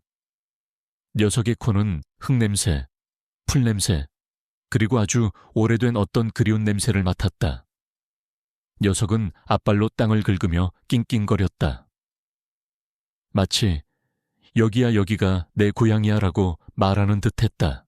할머니는 휠체어에 앉아 백구를 바라봤다. 백구의 행동은 그녀에게 확신을 주었다. 이 백구는 분명 그녀가 키우던 백구의 후손이었다. 피는 물보다 진하다는 말이 맞는 듯했다. 할머니는 눈물을 흘리며 백구를 향해 손을 뻗었다. 백구는 할머니에게 달려와 품에 안겼다. 그 순간 할머니의 가슴 속에 묻혀있던 모든 상처가 치유되는 듯한 느낌을 받았다. 그때 목장 주인이 나타났다. 그는 할머니를 보자마자 깜짝 놀랐다. 복자씨, 그는 할머니의 손을 잡고 눈물을 흘렸다. 이렇게 다시 만나다니 정말 기적이구려. 목장 주인은 할머니에게 지난 세월 동안 백구의 후손들을 돌봐왔다고 말했다. 할머니가 떠난 후에도 목장 주인은 백구를 잊지 않고 돌봤고 백구는 새끼를 낳았으며 그 후손들이 대를 이어 이 목장을 지키고 있었다는 이야기였다. 현우는 이 모든 사실에 놀랐다. 그의 어머니의 과거와 백구의 역사가 이렇게 깊이 연결되어 있다니. 할머니는 목장 주인과 함께 목장 곳곳을 둘러봤다. 그녀의 눈에는 과거의 기억들이 선명하게 재생되는 듯했다. 그녀는 자신이 젊은 시절 뛰어놀던 유채꽃밭을 찾았다. 비록 그때의 모습은 아니었지만 그녀는 그곳에서 잃어버렸던 자신을 되찾는 듯한 느낌을 받았다. 백구는 할머니의 곁에서 떠나지 않았다. 녀석은 할머니의 손길에 몸을 맡기고 행복해했다. 현우는 어머니와 백구, 그리고 목장 주인이 함께 있는 모습을 바라봤다. 어머니의 얼굴에는 오랜만에 진정한 미소가 피어 있었다. 그는 이제야 비로소 깨달았다. 어머니가 제주도로 오고 싶어 했던 진짜 이유는 병을 치료하기 위함이 아니었다. 잃어버린 자신을 찾고 과거의 상처를 치유하기 위함이었다. 그리고 그 모든 과정에 백구가 함께했던 것이다. 백구는 단순한 개가 아니었다. 녀석은 할머니의 삶을 구원한 기적 그 자체였다. 현우는 어머니에게 말했다. 어머니, 이제 여기서 사세요. 제가 어머니 곁에서 지켜드릴게요. 어머니는 현우의 말에 눈물을 흘렸다. 현우야, 고맙다. 정말 고마워. 현우는 어머니를 품에 안았다. 그들의 포옹은 단순한 포옹이 아니었다. 지난 세월의 오해와 아픔을 씻어내고 새로운 시작을 알리는 화해의 포옹이었다. 제주도의 푸른 하늘 아래 어머니와 아들, 그리고 백구는 그렇게 새로운 삶을 시작할 준비를 하고 있었다. 제주도의 푸른 바람은 할머니 복자 씨의 뺨을 부드럽게 쓰다듬었다. 성산포 목장의 초원은 싱그러운 풀냄새로 가득했고 멀리서 들려오는 말들의 울음소리는 마치 오랜 친구의 반가운 인사 같았다. 할머니는 현우와 백구의 도움을 받아 휠체어에서 내려와 조심스럽게 맨발로 땅을 밟았다. 차가운 흙에 감촉이 발바닥을 통해 온몸으로 퍼져나갔다. 이 땅은 그녀의 젊은 시절의 열정과 아픔이 서려 있는 곳이었다. 그리고 이제 새로운 희망이 피어나는 곳이기도 했다. 백구는 할머니 곁을 떠나지 않았다. 녀석은 할머니의 발치에 앉아 마치 할머니의 일부인 양 찰싹 붙어 있었다. 할머니는 백구의 등을 쓰다듬었다. 녀석의 따뜻한 천이 손바닥을 통해 전해져 왔다. 백구야, 고맙다. 네가 아니었으면 할미는 여기까지 올 생각도 못했을 거야. 할머니의 눈에서 또다시 눈물이 흘러내렸다. 하지만 이번 눈물은 슬픔의 눈물이 아니었다. 감격과 안도의 눈물이었다. 현우는 어머니와 백구가 교감하는 모습을 보며 조용히 미소 지었다. 그는 어머니가 잃어버렸던 삶의 의미를 되찾는 과정을 눈앞에서 목격하고 있었다. 그는 목장 주인과 함께 어머니가 지낼 작은 집을 수리하기 시작했다. 목장 한켠에 있는 오래된 오두막이었다. 낡고 허름했지만 정성껏 수리하면 아늑한 보금자리가 될 수 있을 것 같았다. 현우는 페인트 칠을 하고 낡은 창문을 교체하고 지붕을 수리했다. 백구는 현우가 일하는 동안 그의 주위를 맴돌며 꼬리를 흔들었다. 마치 자신도 이 집에 함께 살게 될 것이라는 사실을 아는 듯이. 지수도 서울에서 제주도로 날아왔다.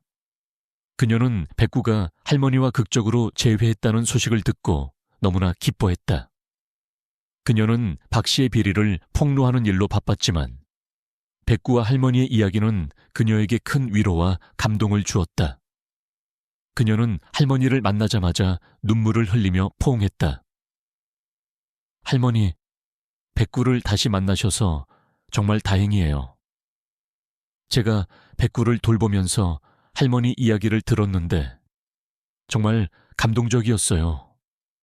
할머니는 지수의 따뜻한 마음에 고마움을 표했다. 아가씨 덕분에 백구를 다시 만났지. 정말 고마워.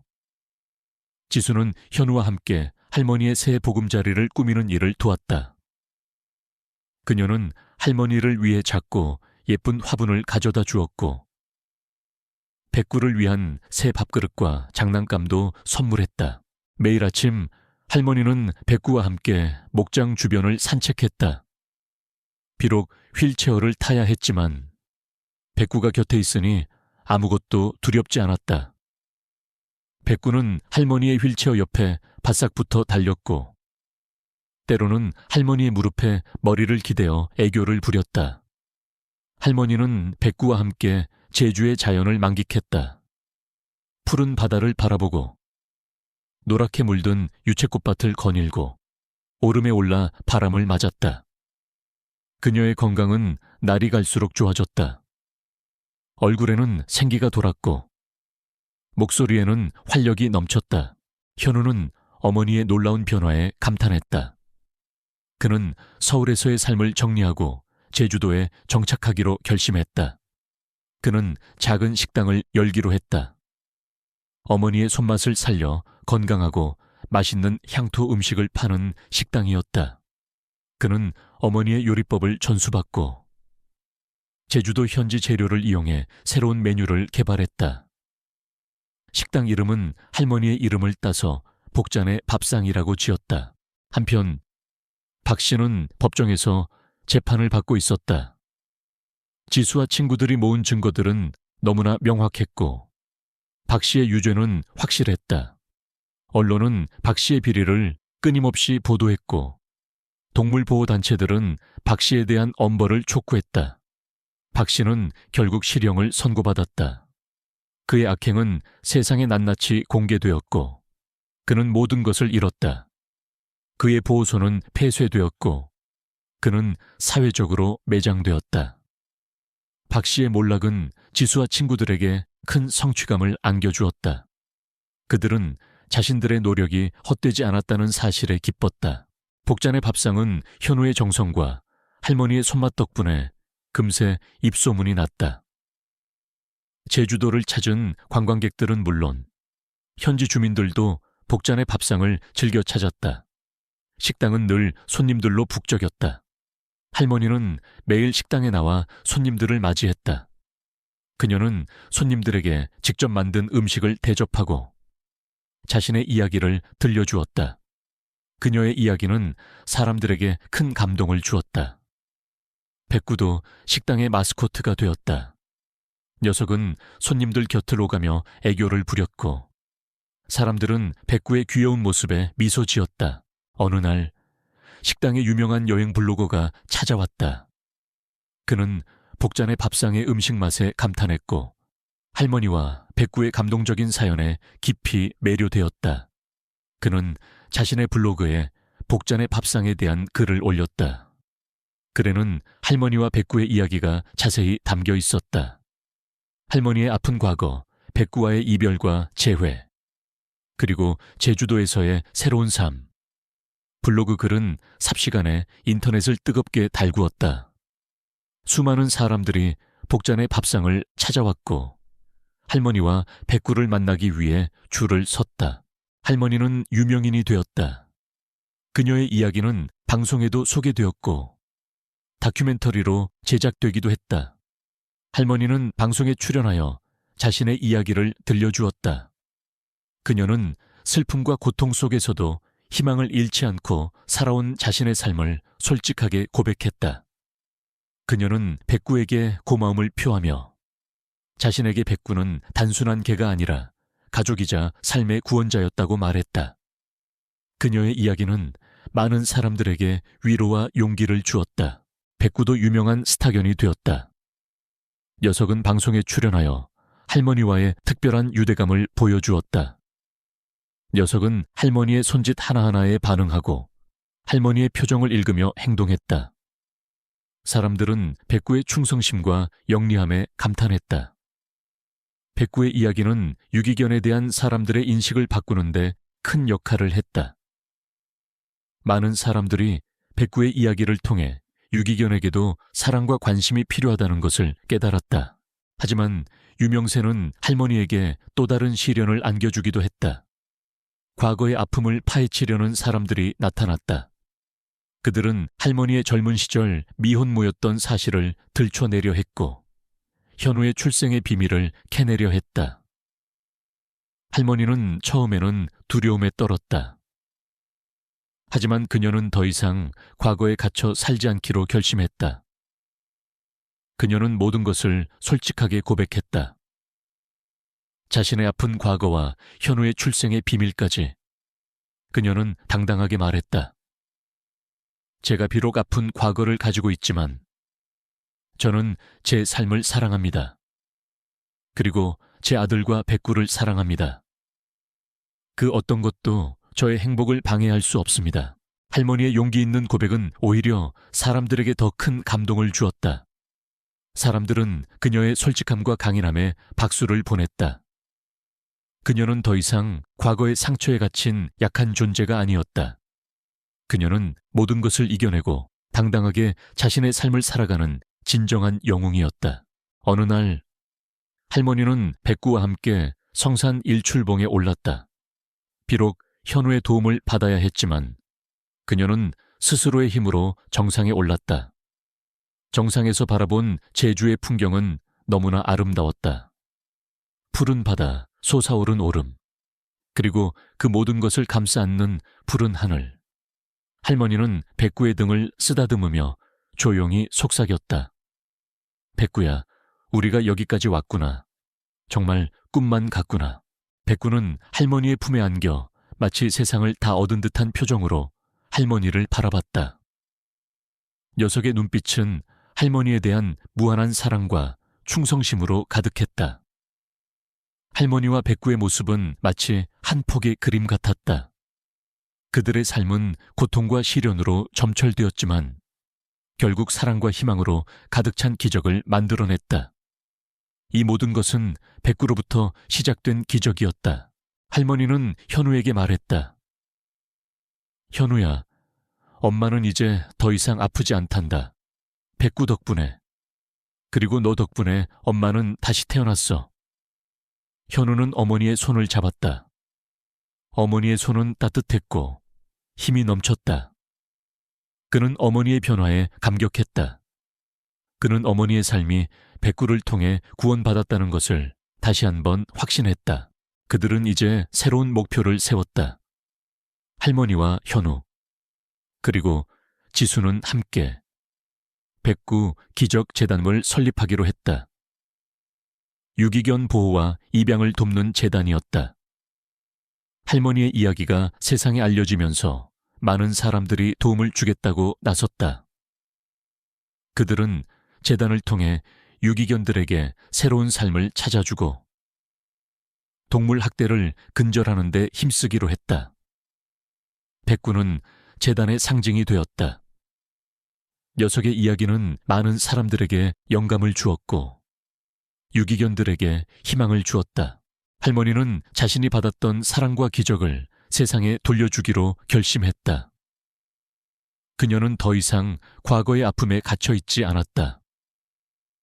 그녀는 이제 세상을 향해 자신의 목소리를 내고 다른 이들에게 희망을 전파하는 사람이 되었다.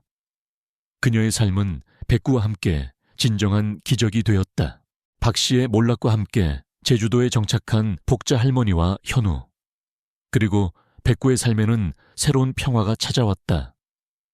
복자네 밥상은 이제 제주도를 넘어 전국적으로 유명한 맛집이 되었다. 식당 앞에는 아침 일찍부터 손님들이 줄을 섰고 백구는 그들의 시선을 한몸에 받으며 식당의 활기찬 분위기를 더했다. 백구는 여전히 할머니 곁을 떠나지 않았지만 이제는 녀석의 눈빛에서 불안감이나 슬픔의 흔적을 찾아볼 수 없었다. 그저 넘치는 활기와 장난기, 그리고 할머니를 향한 변함없는 사랑만이 가득했다. 할머니의 건강은 놀라울 정도로 호전되었다. 더 이상 지팡이에 의지하지 않고도 천천히 걸을 수 있게 되었고 얼굴에는 항상 미소가 떠나지 않았다.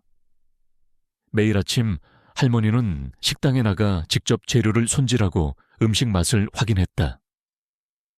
그녀는 손님들에게 자신의 이야기를 들려주고 따뜻한 위로의 말을 건네며 식당을 찾은 모든 이들에게 희망을 전파했다. 그녀의 이야기는 그저 한 노인의 사연이 아니라 고통 속에서도 빛을 찾아가는 인간 승리의 기록이었다. 현우는 복잔의 밥상을 운영하며 어머니 곁을 지켰다. 그는 이제 더 이상 차갑고 무심한 아들이 아니었다. 어머니의 아픈 과거를 알게 된 후 그는 어머니에 대한 죄책감과 동시에 깊은 존경심을 갖게 되었다. 그는 매일 아침 어머니와 함께 백구를 산책시키고 저녁에는 어머니의 어깨를 주물러 드렸다. 어머니는 현우의 변화에 행복해했다. 그녀는 아들과의 관계가 깊어지는 것을 느끼며 삶의 또 다른 기쁨을 만끽했다. 현우는 식당 운영을 하면서 지역사회에도 적극적으로 참여했다. 제주도 특산물을 활용한 새로운 메뉴를 개발하고 지역 주민들을 고용하여 일자리를 창출했다. 복잔의 밥상은 단순한 식당을 넘어 지역사회의 사랑방이자 상생의 공간이 되었다. 지수도 제주도로 자주 내려와 할머니와 현우를 도왔다. 그녀는 백구 기적재단의 설립을 주도하며 유기견 보호 활동에 더욱 적극적으로 나섰다. 재단은 할머니와 백구의 감동적인 사연을 바탕으로 많은 사람들의 후원과 관심을 얻었다. 재단은 유기견 보호소를 설립하고 아픈 유기견들을 치료하며 새로운 가족을 찾아주는 데 힘썼다. 지수는 재단 활동을 통해 박 씨와 같은 악덕업자들이 다시는 생겨나지 않도록 법적, 제도적인 개선을 요구하는 목소리를 높였다. 그녀는 유기견들이 더 이상 인간의 탐욕과 무관심으로 인해 고통받지 않는 세상을 만들기 위해 노력했다. 어느 날, 복잔의 밥상에 예상치 못한 손님들이 찾아왔다. 과거 복자 할머니를 오해하고 손가락질했던 육지 마을 사람들이었다. 그들은 할머니의 이야기가 방송을 통해 세상에 알려지자 자신들의 과거 행동을 후회하며 할머니를 찾아온 것이었다. 그들의 얼굴에는 미안함과 부끄러움이 가득했다. 복자씨, 정말 죄송합니다. 저희가 그때 복자씨 마음도 모르고 저희가 너무 어리석었습니다. 부디 용서해 주십시오. 할머니는 그들의 사과를 들으며 조용히 미소 지었다. 그녀는 이미 모든 것을 용서한 듯 했다. 이제 와서 뭘, 다 지난 일인데요. 이렇게 찾아와 주신 것만으로도 고맙습니다. 할머니의 따뜻한 말 한마디에 그들은 눈물을 쏟았다. 그들은 할머니에게 진심으로 사과하고 할머니의 삶을 응원했다. 그들은 할머니가 직접 차려준 복잔의 밥상을 먹으며 진정한 위로와 평화를 얻었다. 과거의 오해와 갈등이 눈 녹듯 사라지는 순간이었다. 그 중에는 복자 할머니에게 과거 모진 말을 했던 한 아주머니도 있었다. 그녀는 할머니를 보자마자 무릎을 꿇고 울먹였다. 복자씨, 정말 미안해요. 제가 그때 너무 철이 없었죠. 괜한 질투심에 복자씨를 미워했으니 용서해 주세요. 할머니는 아주머니의 손을 잡고 일으켜 세웠다. 아니에요. 아주머니, 저도 그때는 많이 힘들었으니 이제 다 괜찮아요. 할머니의 진심 어린 위로에 아주머니는 더욱 오열했다. 그녀는 할머니의 따뜻한 마음씨에 감동했다. 그리고 그 자리에서 백구 기적재단에 큰 금액을 기부하겠다고 약속했다. 그녀는 자신의 잘못을 반성하고 새로운 삶을 시작하겠다고 다짐했다. 백구는 식당에서 이 모든 광경을 지켜보고 있었다. 녀석은 할머니가 사람들과 웃고 이야기하는 모습을 보며 행복해했다. 녀석은 할머니의 얼굴에 드리워졌던 어두운 그림자가 완전히 사라진 것을 알고 있었다. 이제 할머니는 더 이상 과거의 상처에 갇혀 있지 않았다. 할머니의 삶은 백구의 존재로 인해 완전히 변화했다. 백구는 할머니에게 준 기쁨만큼이나 할머니의 행복에서 큰 기쁨을 느꼈다. 백구 기적 재단은 빠르게 성장했다. 할머니의 감동적인 사연과 백구의 상징성은 사람들의 마음을 움직였다. 전국 각지에서 자원봉사자들이 모여들었고 후원금도 꾸준히 답지했다. 재단은 제주도에 최첨단 시설을 갖춘 유기견 보호센터를 건립했다. 이곳에서는 아픈 유기견들을 치료하고 전문적인 교육을 통해 입양을 준비시켰다. 또한 유기견 입양 캠페인을 벌여 많은 유기견들이 새로운 가족을 찾을 수 있도록 도왔다. 할머니는 재단의 명예이사장이 되어 유기견 보호 활동에 적극적으로 참여했다.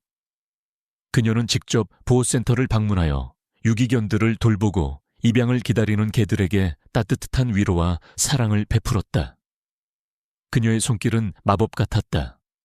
그녀의 품에 안긴 유기견들은 금세 안정과 편안함을 되찾았다. 할머니는 방송이나 강연을 통해 유기견 보호의 중요성을 알리고 동물 학대에 대한 경각심을 일깨웠다.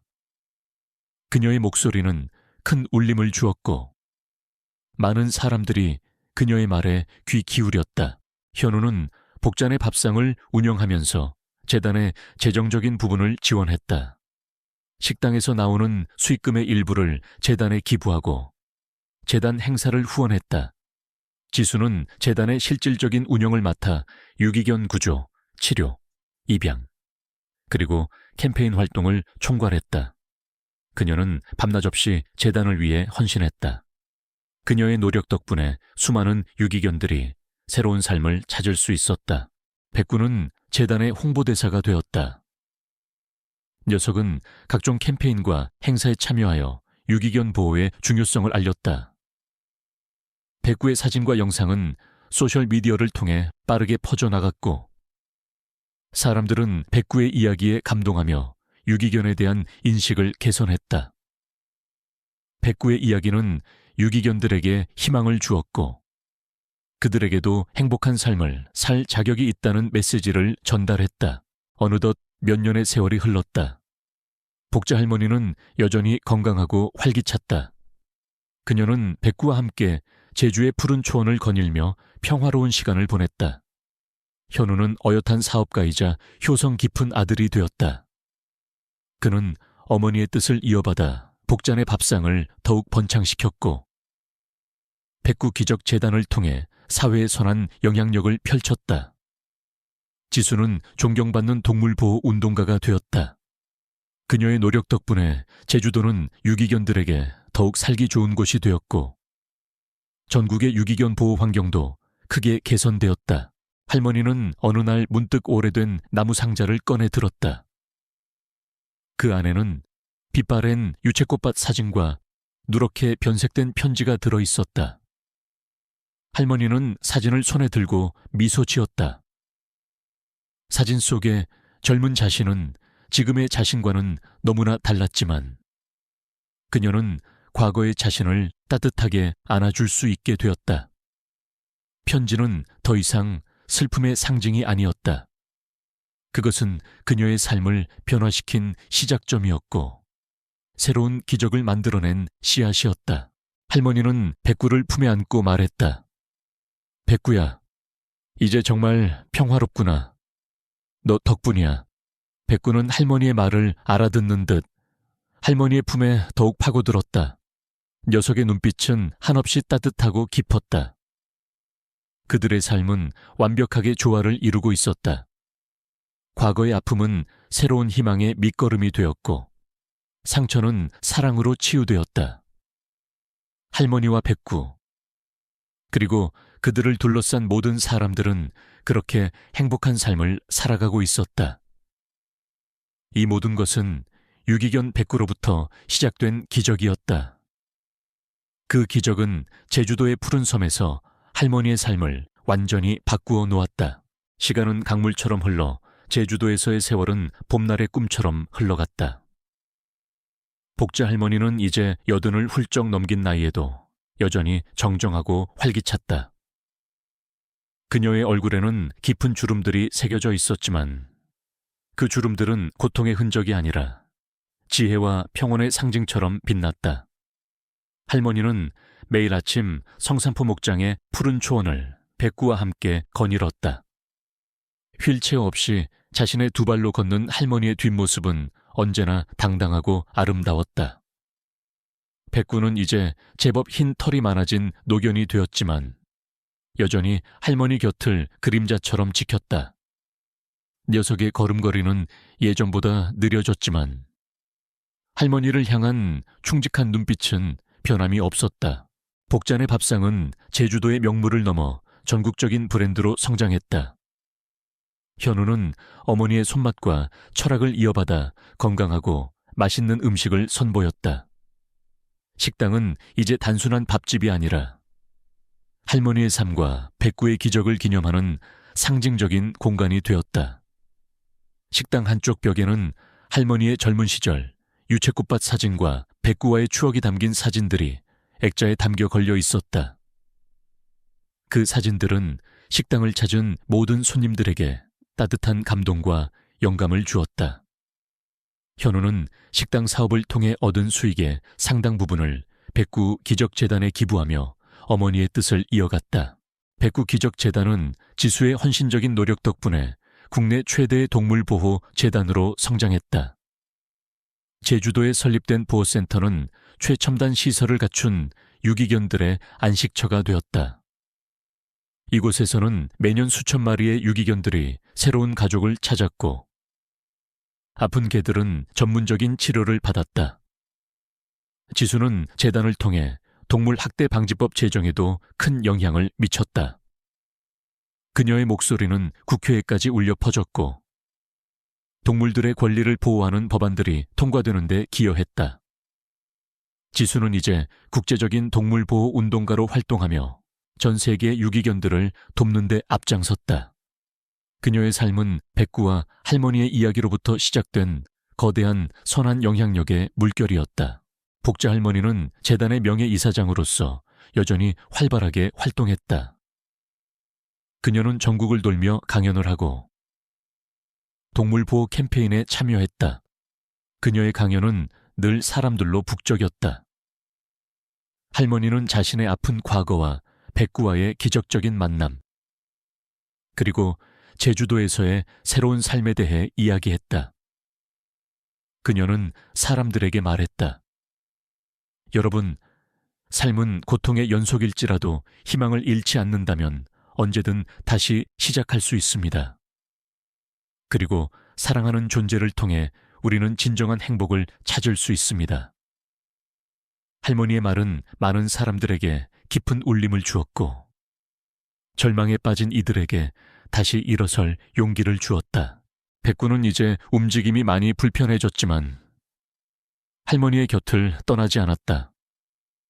할머니가 강연을 할 때면 녀석은 강연대 아래에 조용히 앉아 할머니를 바라봤다.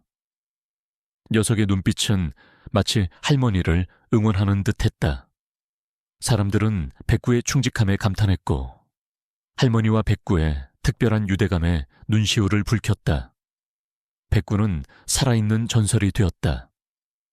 녀석의 이야기는 동화책으로도 만들어졌고 초등학교 교과서에도 실렸다. 아이들은 백구의 이야기를 통해 생명의 소중함과 사랑의 위대함을 배웠다. 어느 봄날 복자 할머니는 현우, 지수, 그리고 백구와 함께 성산포 목장의 유채꽃밭을 찾았다. 노란 유채꽃들이 바람에 흔들리며 아름다운 물결을 이루고 있었다. 할머니는 유채꽃밭 한가운데에 서서 깊은 숨을 들이마셨다. 그녀의 눈가에는 이슬이 맺혔다. 이곳은 그녀의 젊은 시절의 꿈과 사랑이 피어났던 곳이자 아픔이 시작되었던 곳이었다. 그리고 이제 그녀는 모든 것을 치유하고 용서하며 이 자리에서 새로운 삶을 맞이하고 있었다. 백구는 할머니의 발치에 앉아 유채꽃밭을 바라봤다. 녀석의 코는 꽃향기를 맡으며 만족스러운 표정을 지었다. 할머니는 백구의 머리를 쓰다듬으며 조용히 속삭였다. 백구야, 고맙다. 너 덕분에 할미가 이렇게 다시 웃을 수 있게 되었구나. 백구는 할머니의 손길에 몸을 비비며 할머니의 뺨을 핥았다. 현우는 어머니와 백구의 모습을 사진에 담았다. 노란 유채꽃밭 위로 행복하게 미소 짓는 어머니와 백구의 모습은 마치 한 폭의 그림 같았다. 그는 이 모든 순간이 기적이라고 생각했다. 자신이 과거에 얼마나 어리석었는지, 얼마나 많은 것을 놓치고 살았는지 깨달았다. 그는 어머니와 백구로부터 진정한 사랑과 삶의 의미를 배웠다. 지수도 그 모습을 바라보며 흐뭇하게 미소 지었다. 그녀는 자신이 백구를 구한 것이 아니라 백구가 할머니와 자신 그리고 많은 사람들을 구원했다는 것을 알았다. 백구는 단순한 개가 아니었다. 녀석은 사랑과 희망 그리고 용서의 상징이었다. 녀석의 삶은 한 생명이 다른 생명에게 어떤 기적을 선물할 수 있는지를 보여주는 살아있는 증거였다. 그날 저녁 복잔의 밥상에서는 할머니의 팔순 잔치가 열렸다. 제주도의 모든 사람들이 모여 할머니의 팔순을 축하했다.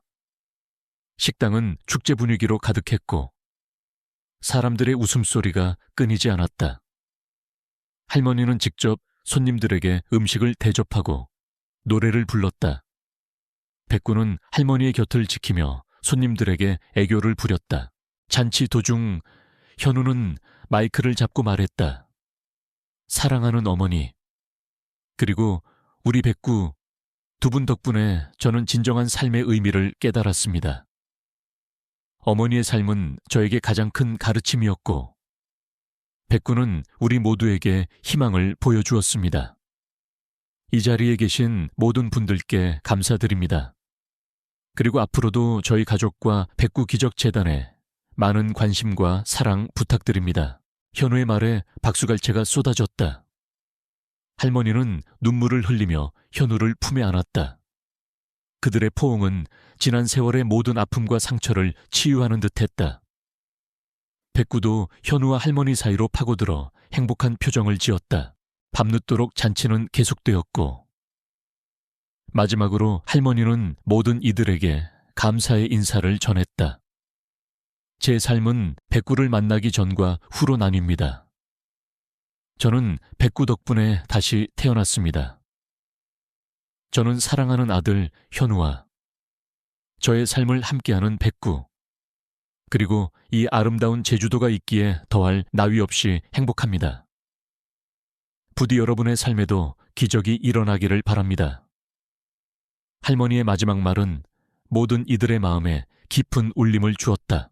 그날 밤 백구는 할머니의 품에 안겨 잠이 들었다. 녀석의 숨소리는 평화로웠다. 할머니는 백구의 털을 쓰다듬으며 조용히 속삭였다. 백구야, 고맙다. 정말 고마워.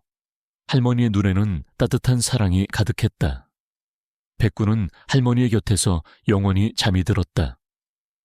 녀석은 마지막 순간까지 할머니의 품에 안겨 있었다. 할머니는 백구의 차가워진 몸을 끌어안고 밤새도록 울었다. 하지만 그 눈물은 슬픔의 눈물이 아니었다. 행복하고 평화로운 이별의 눈물이었다. 백구는 할머니에게 모든 것을 주고 떠났다. 삶의 의미, 사랑, 희망, 그리고 진정한 행복을. 백구의 장례식은 성산포 목장의 유채꽃밭에서 조용히 치러졌다. 할머니와 현우, 지수, 그리고 목장 주인만이 참석했다. 백구는 유채꽃밭 한가운데에 영원히 잠들었다. 할머니는 백구의 묘비 앞에서 조용히 읊조렸다. 백구야, 이제 편히 쉬렴. 너는 할미의 영원한 기적이란다. 백구는 육신은 사라졌지만 그 정신은 영원히 살아남았다. 백구 기적 재단은 더욱 번창했고 백구의 이야기는 전 세계로 퍼져나갔다. 사람들은 백구의 이야기를 통해 사랑과 희망의 메시지를 얻었다. 할머니는 백구의 마지막 숨결까지 기억하며 매일 유채꽃밭을 찾아 백구와 대화했다. 그녀의 삶은 백구와 함께 영원히 빛날 것이었다. 여러분, 이 이야기는 단순한 동화가 아닙니다. 버려진 생명이 한 인간의 삶에 어떤 기적을 가져다 줄 수 있는지, 그리고 진정한 사랑과 용서가 어떻게 상처를 치유하고 새로운 희망을 만들어낼 수 있는지를 보여주는 증거입니다. 우리 주변에는 여전히 많은 유기견들이 사랑을 기다리고 있습니다. 그들에게 따뜻한 손길을 내밀어 주세요. 그 작은 행동이 누군가의 삶을, 그리고 여러분의 삶을 변화시킬 수 있는 기적의 시작이 될 수도 있습니다. 지금 바로 가까운 유기견 보호소에 방문하거나 백구기적재단과 같은 동물보호단체에 관심을 가져주세요. 여러분의 작은 관심이 세상을 바꾸는 큰 힘이 됩니다. 함께 기적을 만들어가요.